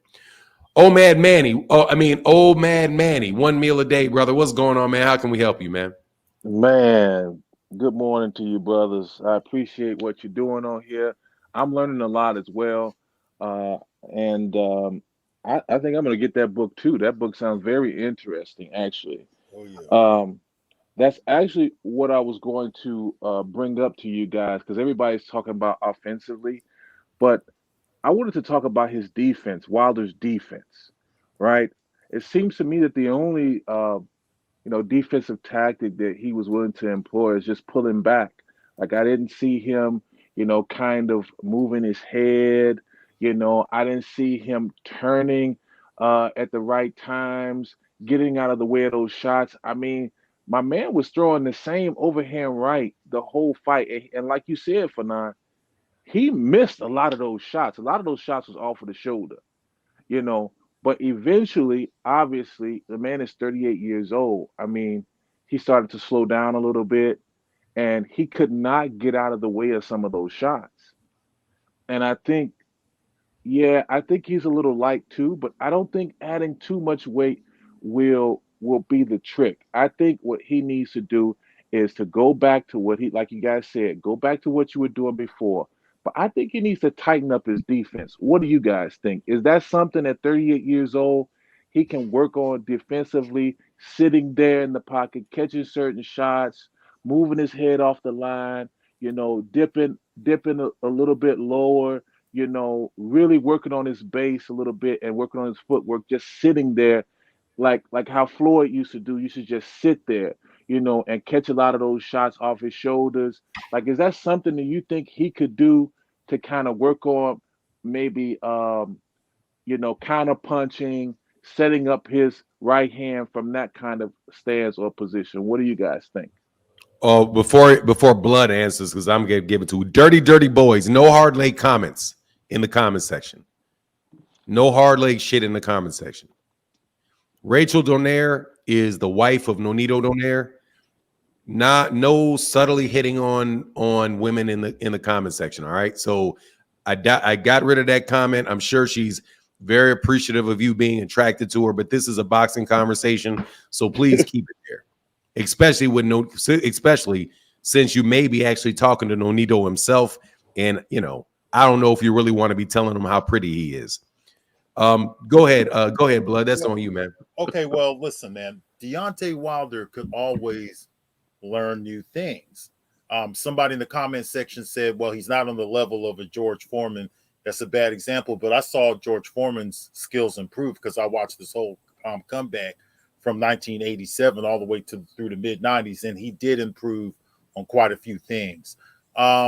And so can Deontay Wilder. Now, as far as the defensive aspect that you're talking about, I like that. But the thing about it is when Deontay Wilder was coming up, you know what his defense was? His defense was his power and his ring generalship. Fighters were kind of hesitant to close the gap with Deontay Wilder. They was usually on their back foot. There was a few guys, I think, what was his name? Spilka. A couple of these guys. Yeah, Spilka. They came Arthur Spilka. That's it. They would come forward and they would run into the right hand because they weren't very skilled fighters themselves. Deontay Wilder has always, you know how some people say your best defense is your offense? I think Deontay Wilder kind of fit into that category. So he definitely now needs to improve on his defense because his best defense is no longer his offense because fighters are trying to come forward. They're trying to smother the right hand and things like that. They're either moving away from the right hand or they're trying to come in and close that gap on the right hand, which is what Tyson Fury did, which he learned from the Stewart School of Training to do that, to come forward and to smother the right hand. Joseph Parker didn't exactly do it the same way, as effective as Tyson Fury. He's a smaller guy than Tyson Fury, but Deontay Wilder needs to pick up on some defensive techniques, right? And I don't know if Malik Scott is the best guy to teach him even that, right? So I like what you're saying. I do like that, but we got to consider that this is a guy who didn't really practice on this a whole lot because his best defense was his offense in the past. A lot of people, he just had a big presence in the ring, and he utilized ring generalship through his big presence, and you would see these fighters kind of stand in front of him and let him get into his groove and let him get into his timing. It seems like that era of Wilder's career is over. So he needs to pick up on some defensive tactics. So I like what you're saying about that. And he can. It's not too late. You guys always go in about his skills and stuff like that, but you could always work on your skill set. And the mentality would come along with that, because you guys are talking about his mentality that being a little bit off, that he's mentally not as strong as he used to be and things like that. But it will come in. I don't think that's the case though. I just think that the 3 fights with Tyson Fury and the 2 fights with the old man from Cuba, I think gave people kind of a blueprint on how to not only avoid the right hand, but how to get to him. And he doesn't fight well off the back foot, which is important, which is why it's important that he learns how to kind of stand there and fight, right? And like they talk about swim without getting wet type of thing, right? Like he needs to learn how to kind of stand there. And I don't think Malik Scott is the guy, right? I think you still keep Malik Scott, like you said, like don't just get rid of him, because obviously he's still learning some things. But as far as learning how to box, I don't think he should just do away with the new boxing he's learning either, because there are going to be some fights maybe that he may need to box a little bit, right? He needs to have those tools in his toolbox. People are saying, "Oh, just do away with what you used to do before." I mean, what you're learning from Malik Scott. No, incorporate all of it and practice on all of it. But I just think, like, like he's just kind of dependent on that right hand, and when guys take that away and they come forward, a lot of people don't understand. Joseph Parker was coming forward the whole fight. Why is a power puncher who don't fight well off the back foot going backwards? That tells me he doesn't know how to come forward. He doesn't know how to stand there and fight. And I think that's something that they exposed in Tyson Fury's fights with him. And fighters from now on are going to try to implement that, but they have to be the right type of fighter. Every fighter that he gets in the ring with now, from now on, is not going to be able to do what Joseph Parker did or what Tyson Fury did. They're going to put him in with a few Otto Wallens too, right? I mean, whoever you put in front there, they're going to put who in there with who? Deontay Wilder. Like they're not going. Man, Deontay Wilder's about to fight Anthony Joshua. No, that's what I'm saying. Anthony Joshua is not going to be able to learn how to fight like Joseph Parker in order to do it. Anthony Joshua is going to come in tentative. I think Deontay Wilder beats Anthony Joshua, and I think he knocks him out cold, actually.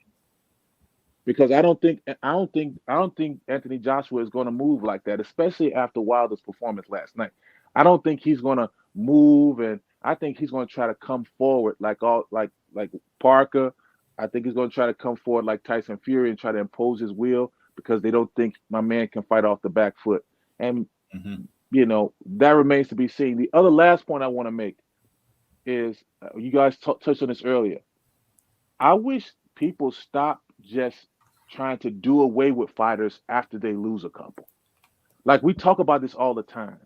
Listen, styles make fights, just like y'all said earlier.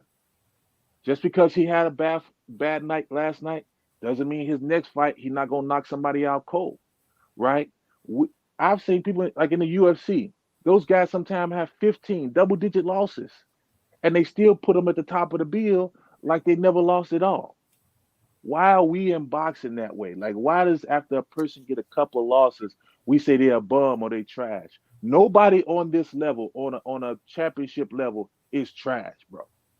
Nobody.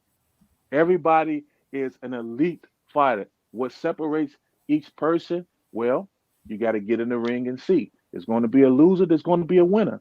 So we need to just start speaking up for a lot of these fights, man. It doesn't matter.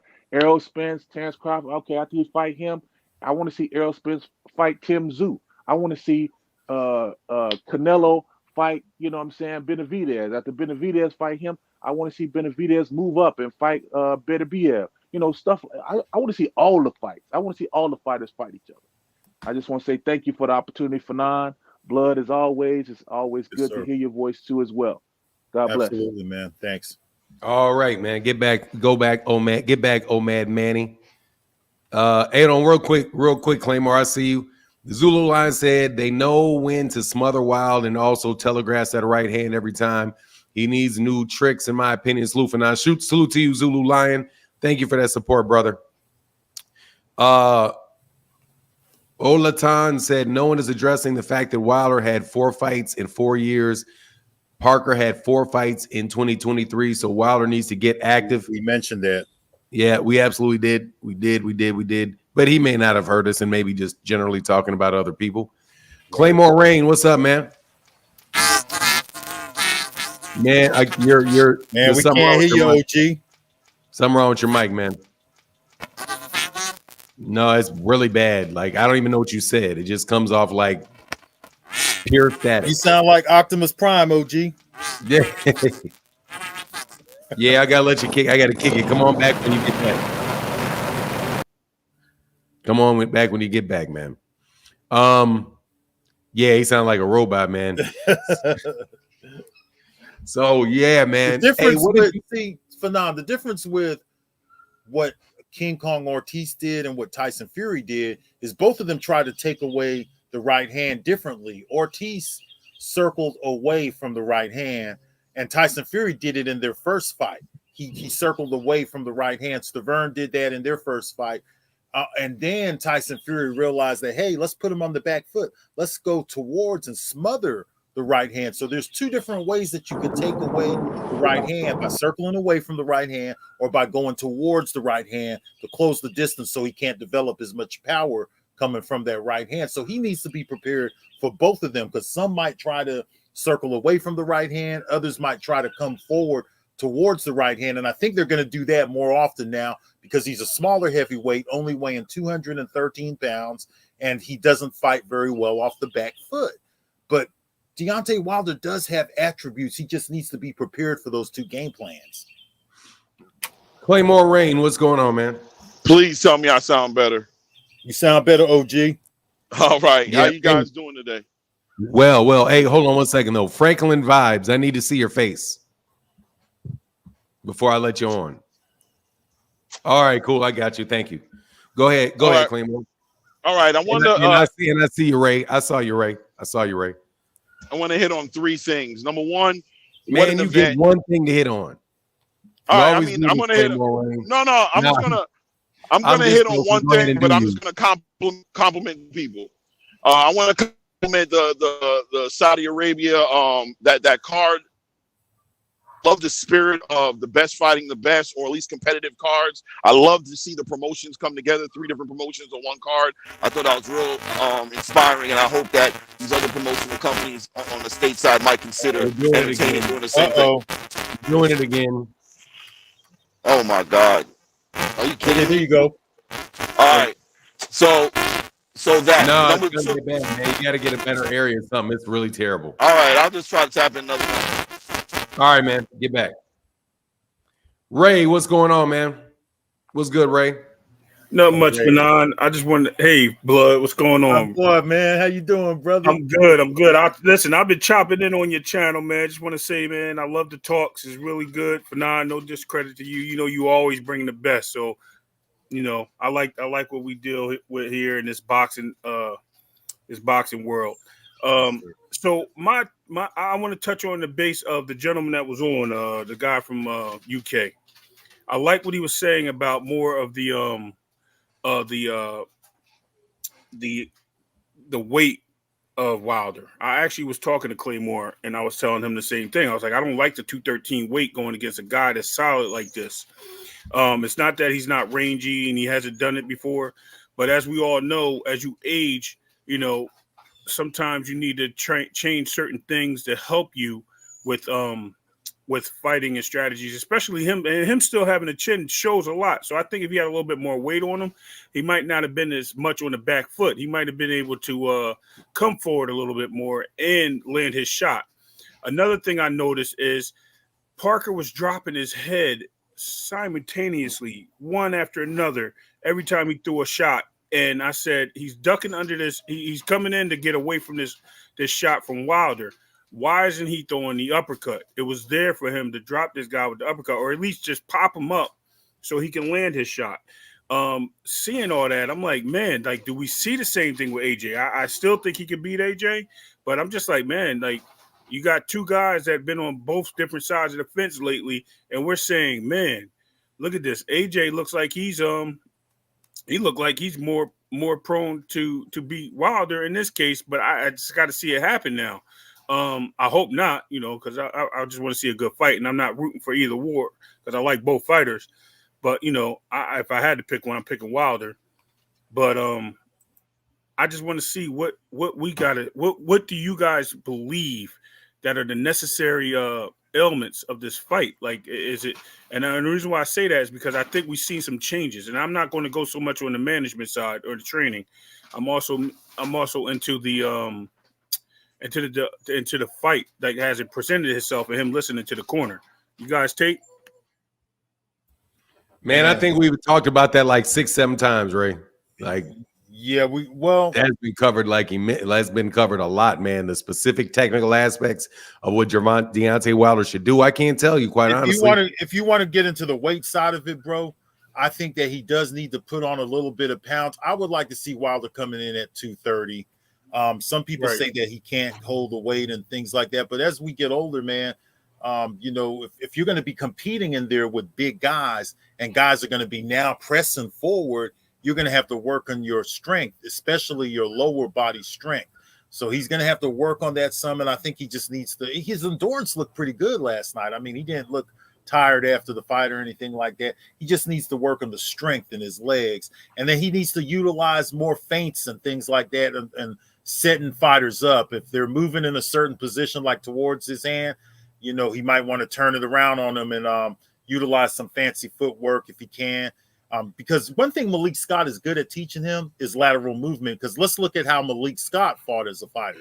If you guys saw the Malik Scott King Kong Ortiz fight, Malik Scott always utilized a whole lot of lateral movement. He was one of those kind of guys who would utilize a lot of lateral movement, but he didn't really throw a lot of punches and he didn't have a lot of counters. And that's the thing that he's missing from Malik Scott. Yes, Malik Scott is good at teaching the lateral movement and things like that, but he's going to have to know how to throw an effective jab, like we said earlier, and mix it up a little bit and go to the body some. He's going to have to put on a little bit of weight for these bigger guys because I don't think the 213 is going to be enough in this stage of the heavyweight division. Anthony Joshua is going to outweigh this guy by 40 or 50 pounds on fight night. It's like fighting in 5 divisions ahead of your own weight class. So that's already an advantage that Joshua is going to have. And believe me, he's going to use his size against Deontay Wilder. So he's just going to have to work on a few things, man. He got to work on his strength, though. You brought it up, bro. And he's going to have to work on his legs some, man. And I'm sorry, Fernand, really quick. I didn't mean to talk on everything. I meant like the things I was just pointing out. I apologize for not being. Oh, no, man, don't apologize. Actually, I was just kind of irritated. I was kind of irritated at this dude for some reason. People keep acting like I like the technical discussion. It's just really, it's not my strength. Like, just to be honest with you, like when somebody like Echo comes on and he starts talking specifically about what the technique should be in the ring, I like to listen to what other people have to say about it. But when we're talking about, things like where Deontay Wilder's career stands and what he is I find it just very insulting to not just to Deontay Wilder, but to pretty much every professional that is professional in any area, where you think somebody that can accomplish what Deontay Wilder can do accomplished without him being able to fight at all, coming from people that ain't never done anything like what he's accomplished, to me it's just purely audacious. Like we can say, okay, what did Deontay Wilder do to beat a world-class fighter like Joseph Parker, who's a former world champion himself? And for you guys to be out here talking like this guy is some bum that you could just walk into the ring and do this with is ridiculous to me. So, I mean, I get a little bit like it's like, it's ridiculous. Like the guy that I spoke to last night, and he was like, this guy's not a world-class fighter. Deontay Wilder's not a world-class fighter. That's just as a joke what that guy said. He's crazy. I'm like, how in the world can you be first of all, Deontay Wilder was not a world-class fighter. he would have got knocked out by Joseph Parker. Right. Joseph, you're not going to be a world-class fighter and go 12 rounds with Joseph Parker. Joseph Parker will knock your ass out. You're not going to be a world-class. You're not beating Luis Ortiz right now. Right now. I don't care if the dude is 53, you're not beating him. If you're not a world-class fighter, there's just a level of disrespect that you guys are putting on this guy that I think is really, really over the top.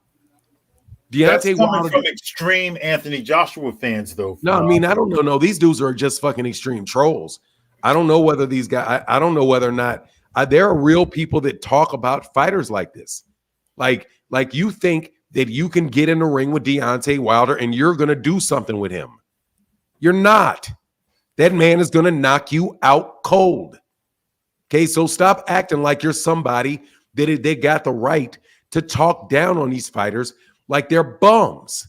And I say the same thing about guys that talk about everybody Deontay Wilder, that Gervonta Davis fights, and you keep calling these guys bums like you could do something with them. You're not going to do shit with Isaac Cruz. Isaac Cruz is going to knock your ass out. You're not doing anything with Jose Pedraza or Leo Santa Cruz or Mario Barrios. They're going to beat you up. You're not on the level of fighter that they are.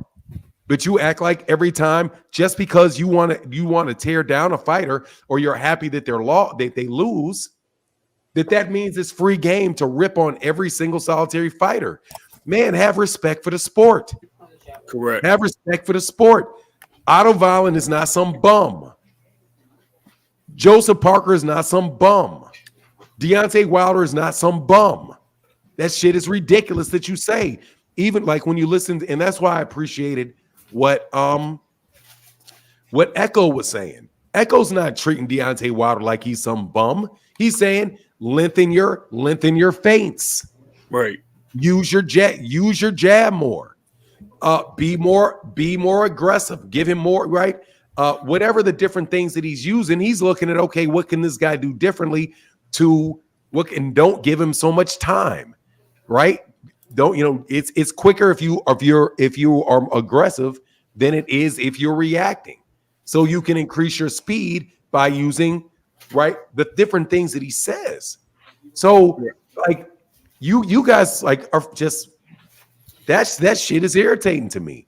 Now, when you ask people and you hear somebody like Echo, right, or you hear other people that are very, very sound, like very sound in their understanding of the technique of boxing, I personally think it's time so that for me, where I just listen and I shut up and I listen and I learn, similar to the way some of you guys should do when you talk about the rules and the way the sanctioning bodies work and how the politics of boxing works and how fighters and all these things are made.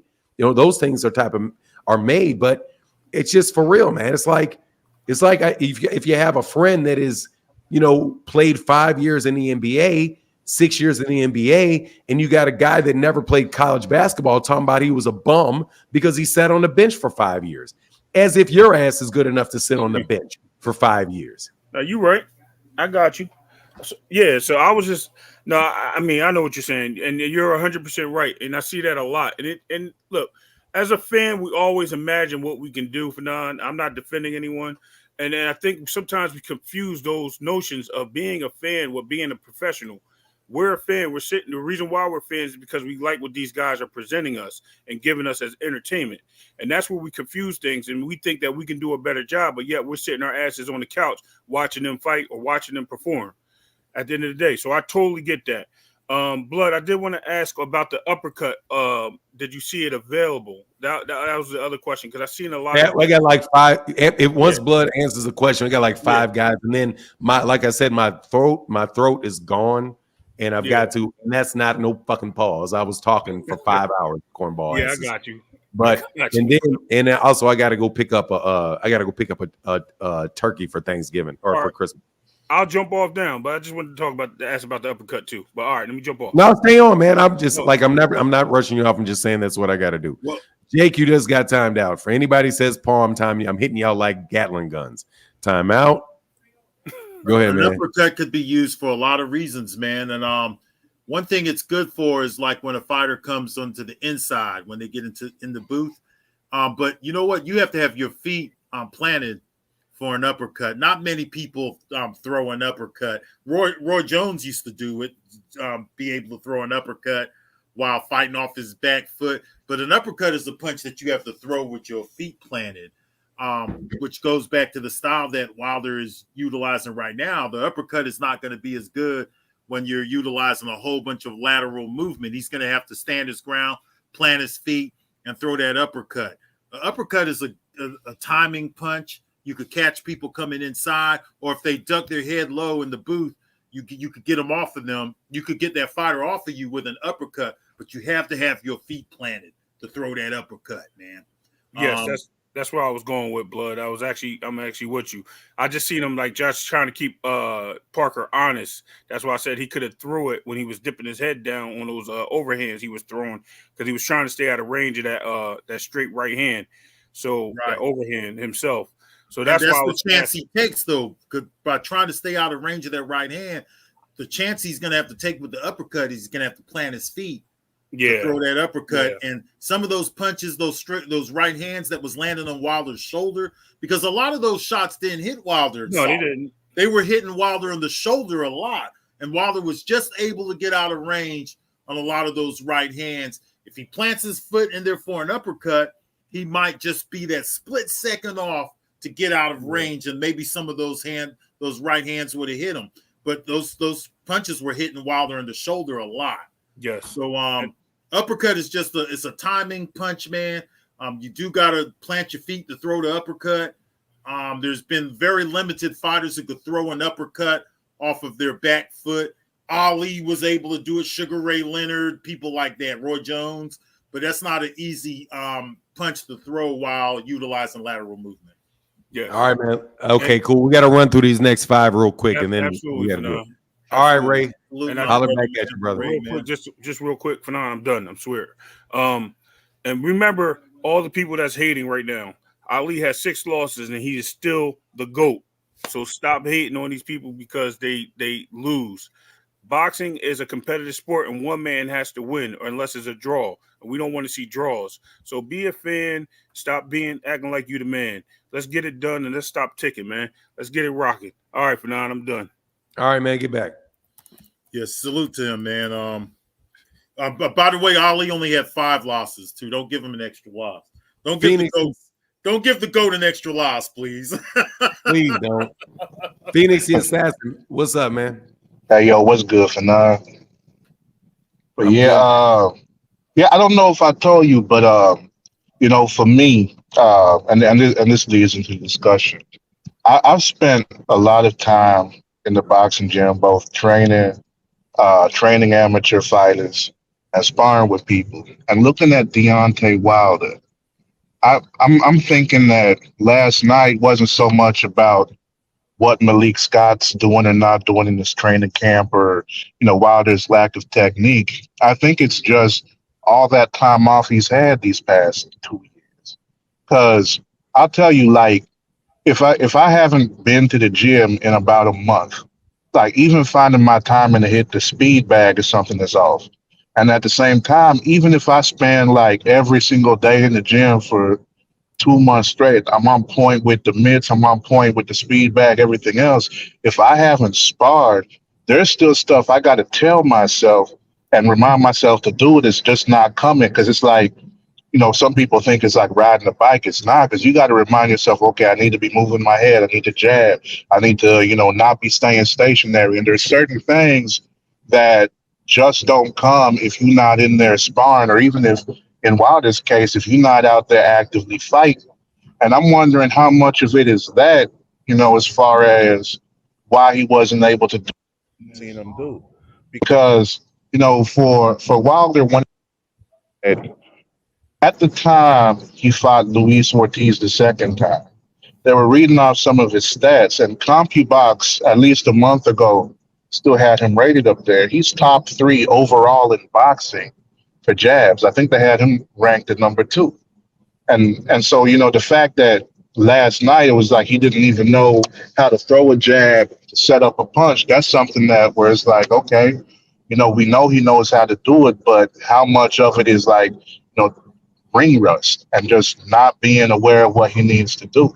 And, a lot of people, they look at Wilder and say that he's a bum or that he doesn't have ring IQ. And again, I think that's just due to people who haven't been in the ring not understanding that there is more to boxing than, whether or not you have offense or whether or not you got defense. Because in Wilder's case, one thing that I've always noted about him is that he has good timing and he knows how to read opponents. Otherwise, up until now, he's caught everybody with that right hand because he knew how to time them and knew where they'd be positioned. Like even with Brazil, you see he leapt from halfway across the ring and blasted him with that.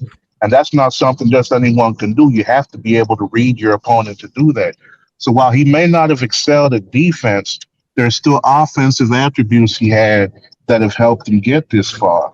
So, I hear a lot of boxing discussions from people and that, they talk about like it's easy, because they was a champion on fight night, they can understand like what all's going on in the ring at any given time. And I know there's few people who's able to do that, but like in general, I wouldn't say that's something that most people are capable of. So, when I look at all these, comments about what he should and shouldn't do, I think it takes an understanding that while you're in the ring, there's certain stuff that you're aware of that other people aren't because they're not in there. And at the same time, there's stuff that we might be aware of on the outside that other people aren't aware of on the inside. And that's part of the reason why they do have a coach and everybody else up in the corner to catch those things that they're not able to catch. So, I just wanted to go ahead and throw that out there and give people something to think about because, like I said, boxing ain't as easy or as simple as it looks like when you're sitting back and just watching it. And I know that for a lot of people, it's just entertainment. But, for people who made a career out of this, it's a whole lot more than that. And there's a whole lot that goes into it. It's not no easy job. Definitely. I appreciate your Phoenix Assassin. Thank you, man. Thank you for coming on. Yeah, for sure. All right, man. Get back. Love it or hate it. What's good, man? Hey, Fanon, what's going on, brother? Man, I can't complain. I can't call it. What's on your mind, sir? Man, I mean, my man kind of basically said what I was finna say. I went back and watched the fight again last night after I talked to you. I just think it was a case of him trying to try this new style that he's learning from his new coach, and him being inactive and ain't really had. It's like when you work at a plant, right? They might have you on the press break, and you've been running the press break since you started. You know how to run that thing with your eyes closed. Then they come in and say, you know what? We're gonna throw you over here on the laser. He trying to run the laser in a real fight, and he ain't been fighting in the past 2 years. He only had one round. So I think that might have had a lot to do with it too, because it's different from sparring than actually fighting. So that's what I think. What was going on last night? I think he was trying to show the world that he's getting better, because we all hear what people say. Oh, he's washed up. He's gonna always be a bum. All he has is a right hand. He's too old to learn anything. And I think he's trying to show people that he's still able to learn stuff and still able to apply it. And I think he was just trying to, show us what he's been working on. That's what I think. I think that's a possibility too. And he is getting older. He's 38. All that stuff counts, man. All this stuff connects, man. The whole thing he went through with Fury, taking those hits with no padding, all that stuff, all of this stuff comes together. All this stuff is affecting him. That's what I think. So Man. I don't want to say he's washed up. I just want to say we need to give him more time. I think he needs to get more active though, and I do think he need a couple of tune-ups. He need a couple wilding fights too. I think he need a couple bombs to get thrown in there and practice that style that he's using now in the actual real fight, because sparring and real fights are totally different. They were different, and I know that because I box and I had my real fight year before last in July, and it is different from sparring. It is. Got so you. That was it, man. That's all I wanted to say. My man kind of basically said what I said already, so that was really it. Thank you, brother. I appreciate you. Happy holidays, everybody, and I'm about to go back and finish listening, man. All right, brother. You take back. Hey, man, how's the kid? How's the kid doing, man? Oh yeah, he told me to tell you what's up too if I got on. So he said, all right, that's what's up. Tell him he what's up up. there playing Xbox right now. So Team Superfly. Yep. All right, brother. All Get right. back. Talk to you. Yes, sir. Real quick, let me get these couple super chats. Thank you guys for the support. Zulu Lion said Wilder's last knockout was off the back foot, right? Yeah, it was. It was off the back foot. Yes, it was. Keith Nolan in the building said, if there's one thing 2023 has shown us is that activity matters. I think most fighters this year who had more than 9 or 10 month layoffs lost. And Chin Check Charlie in the building said, what's Wilder's record with Scott? Who would you take in AJ fight now? What did last night affect that opinion? Honestly, man, I don't know. I'm telling you. I mean, it affected a little bit because I'm like, no, Deontay's going to knock him out. But, I think they probably have a strategy for Deontay Wilder, and we'll see. So thank you, Chin Check Charlie. I appreciate you, brother. Claymore Rain, what's good, man? How do I even sound? You sound good, OG. It works. All right, let's take it while it lasts.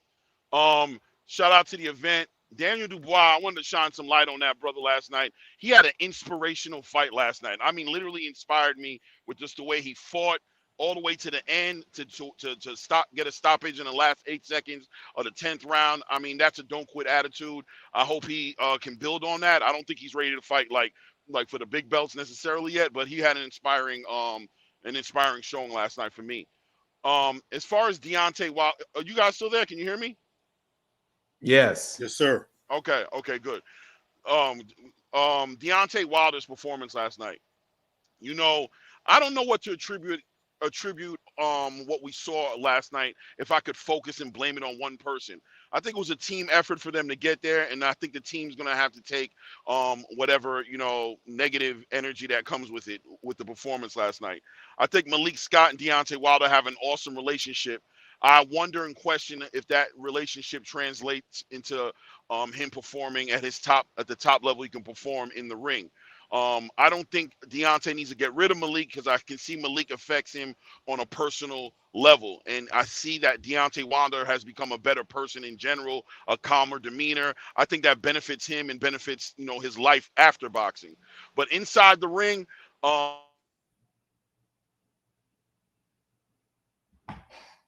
you're going, man. Boxing wise, that's not been his strength. You know what I mean? I think they kind of strayed away from what he does. So I don't know what the solution is. And as far as him having tune-up fights, I agree that he needs to have tune-up fights, but I do think also that Deontay Wilder is in the game right now to get money, as much money as he can, because I think he really does have one foot out the door in many ways. I think he looks at boxing as something toxic, and he really does it just off the strength of the value and how it helps him take care of his family. So I don't know. I don't know about these tune-up fights. I think that makes practical sense for him to have tune-up fights, but I don't know how practical that is with his game plan on whatever it is.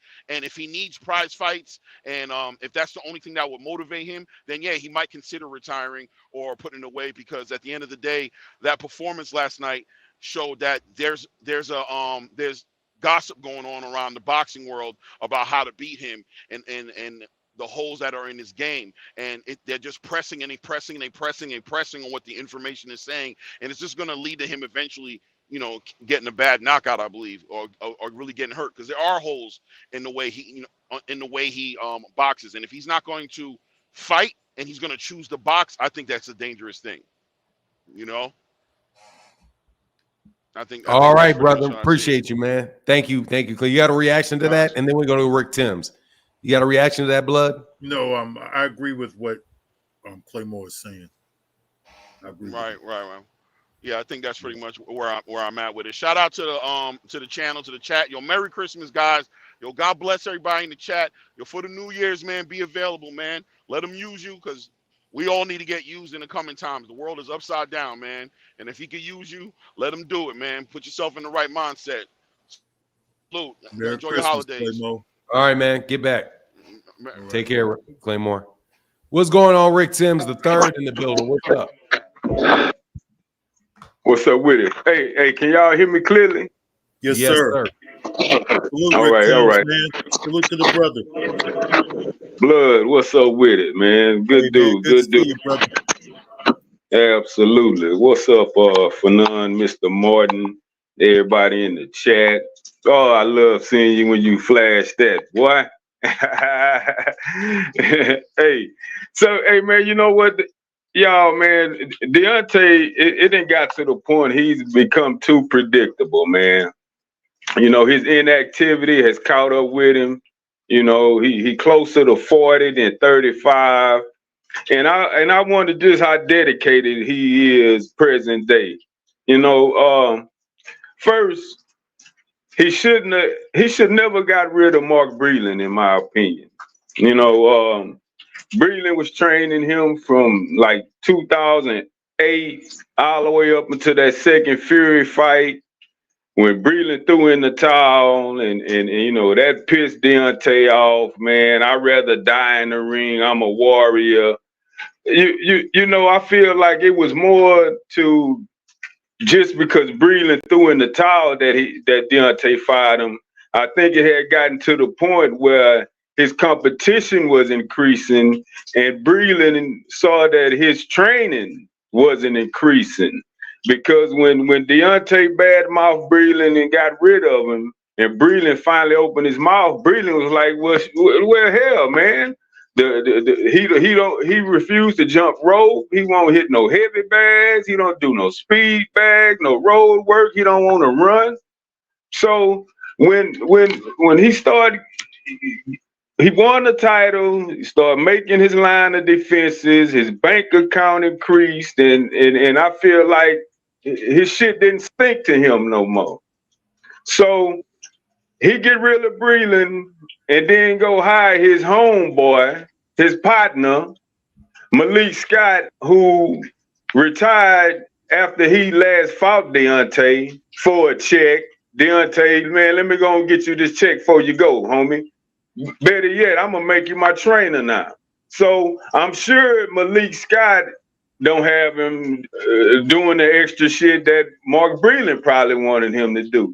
So now that all that athleticism, that raw power, that ain't enough, because the athleticism have declined, and being precise with that raw power apparently have declined too. Because dog, when you lose 120 to 108 on the judge's scorecard, it's time to reevaluate yourself. And the video Deontay made after the loss, hey everybody, you know, came up short tonight, you know, I'm a B-bag. I didn't hear any urgency in his voice. I didn't hear any pissed offness. I just got my ass schooled for 12 goddamn rounds. So is his heart still in it, people? Because if your heart ain't still in it, ain't no use in him steady going out there getting these people's checks, everybody watching and everybody paying for these events. Because if you don't want to work hard, if you don't want to just grit your teeth and say, man, I just got my ass whooped, man. If I'm finna fight Joshua next, man, I need to hire a new trainer, a disciplinarian, somebody that ain't gonna take your shit. I don't care how much money you got in the bank, Deontay. You either gonna do this every day or I'm gone. So if he don't have that fire that he used to display any longer, I think Deontay needs to go and hang it up, because Malik Scott ain't the answer to me. And other than that, y'all, man, it's starting to rain out here. I'm loving this rain. And the rain just increased as I began to speak.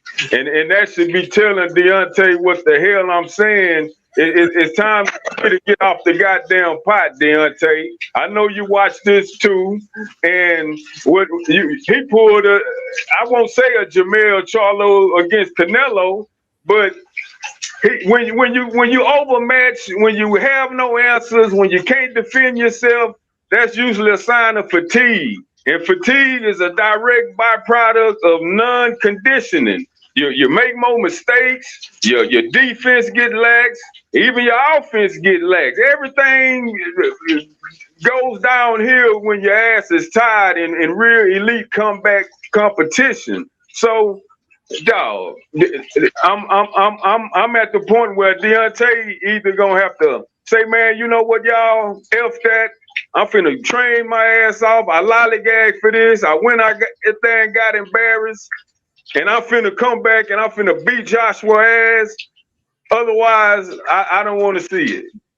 And that's all I really have to say today, y'all.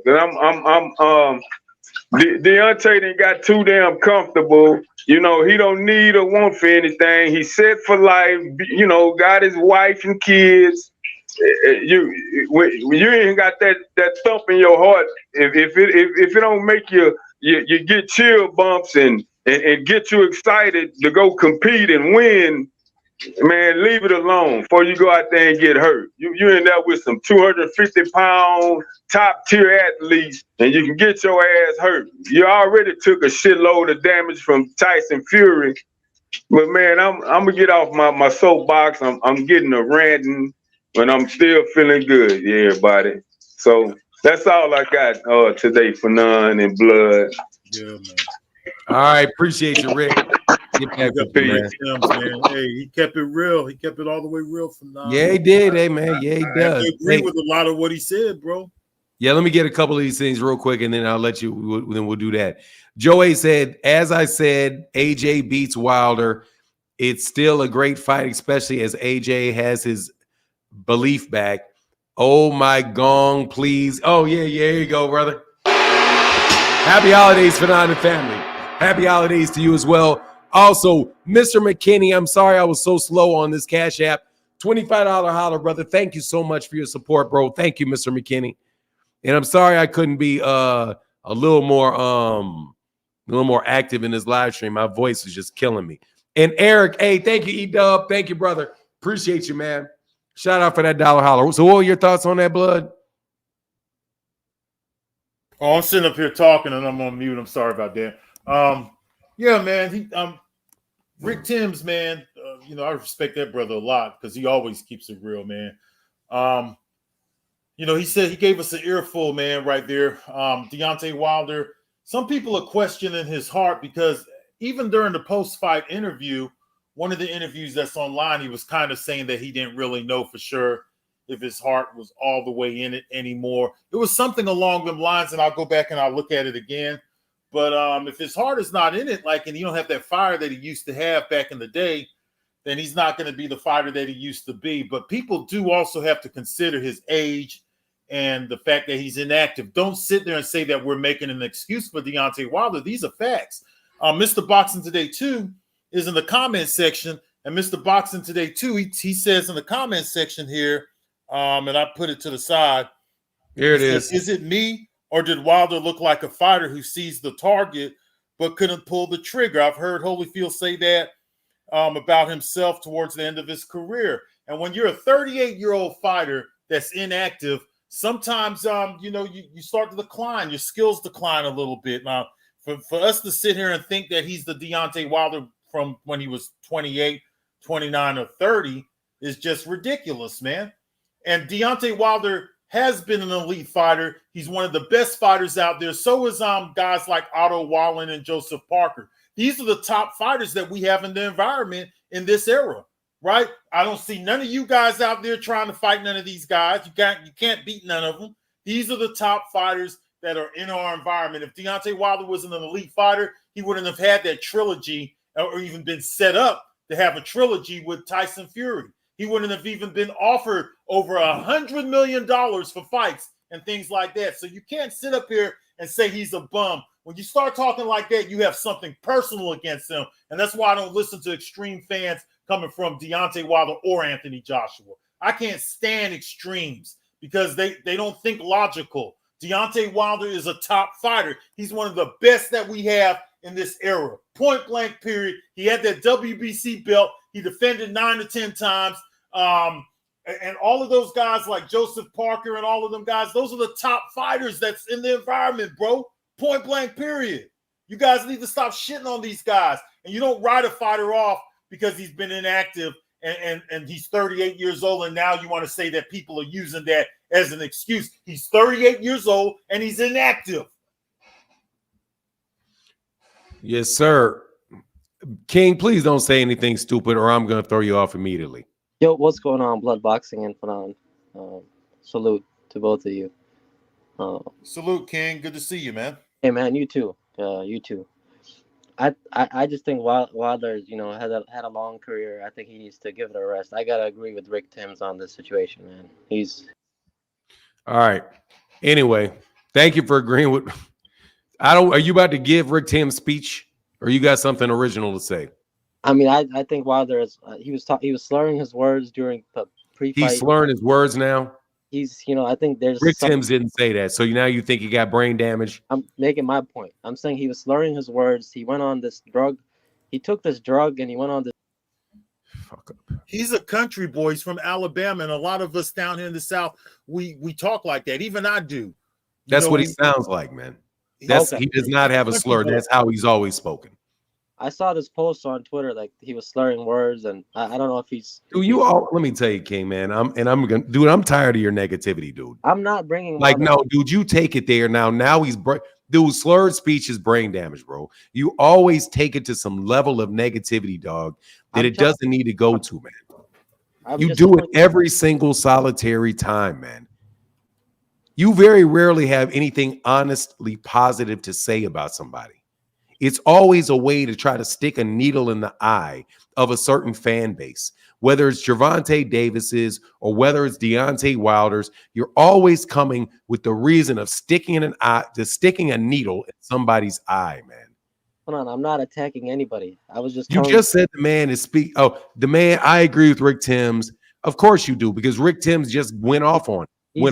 Guy, Rick Timms. So you're telling me that you heard slurred speech from Deontay Wilder? Yeah, it was a post. So why didn't you say that beforehand when you predicted him to win? I just wanted to talk about what happened. I want to ask you. I want to talk to you. Since you heard this slurred speech, when you picked Deontay Wilder to win this fight, which is what you did, why didn't you mention the slurred speech beforehand? I'm trying to give a reason as to what's. And I'm trying to ask you a straightforward question. Why didn't you mention the slurred speech yesterday? I just didn't think about it like that. You didn't think about the fact that you heard him with slurred speech when you predicted that he would beat Joseph Parker? You just want to put me down for my opinion, man. No, I want to put you down because, dude, you're constantly trying to drag people's names through the mud. You're never, very rarely, ever honestly positive about a fighter ever. It's either you're just trying to co-sign some silly. I see you, Echo. You're either trying to co-sign some dumb shit. Like now he's got brain damage. No. I didn't say that. I'm saying he was slurring. What is slurred speech? Maybe where does that come from? He's like, I don't know, like he needs to take a break. Maybe he needs a rest.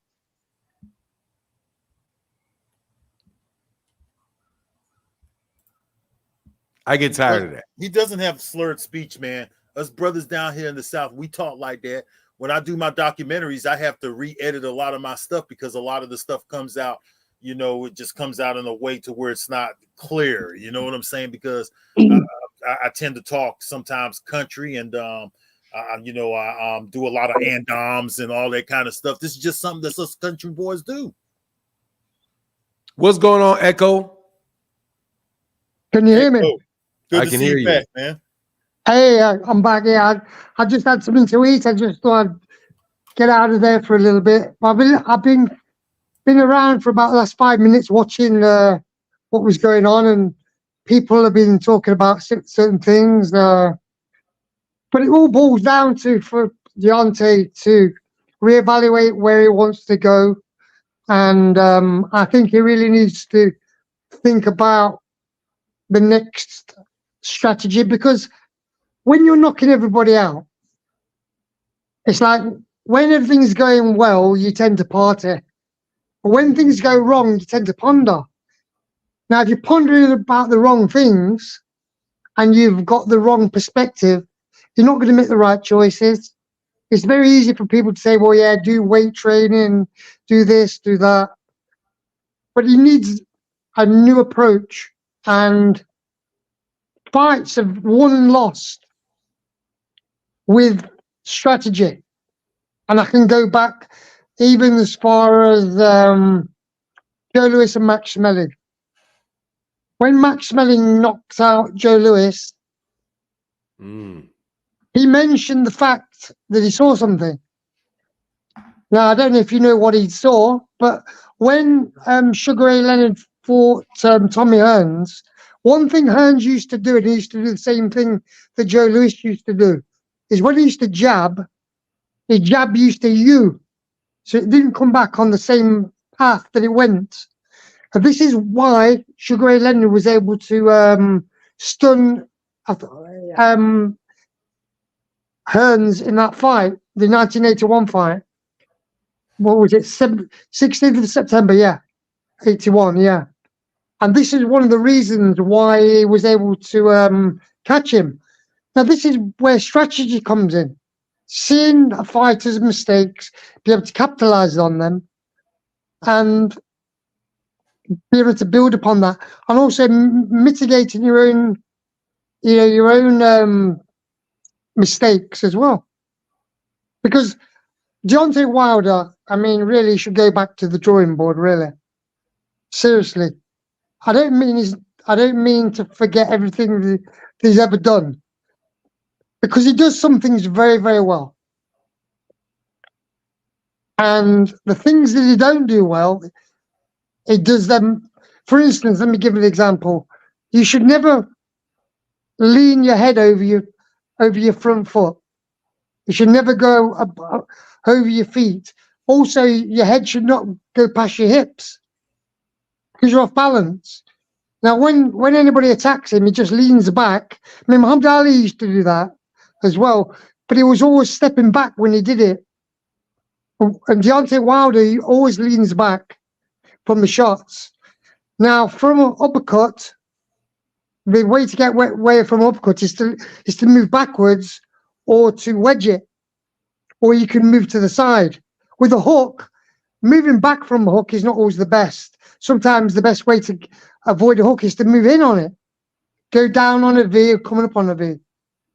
For instance, you will see a lot of boxers, they'll try to duck the hook.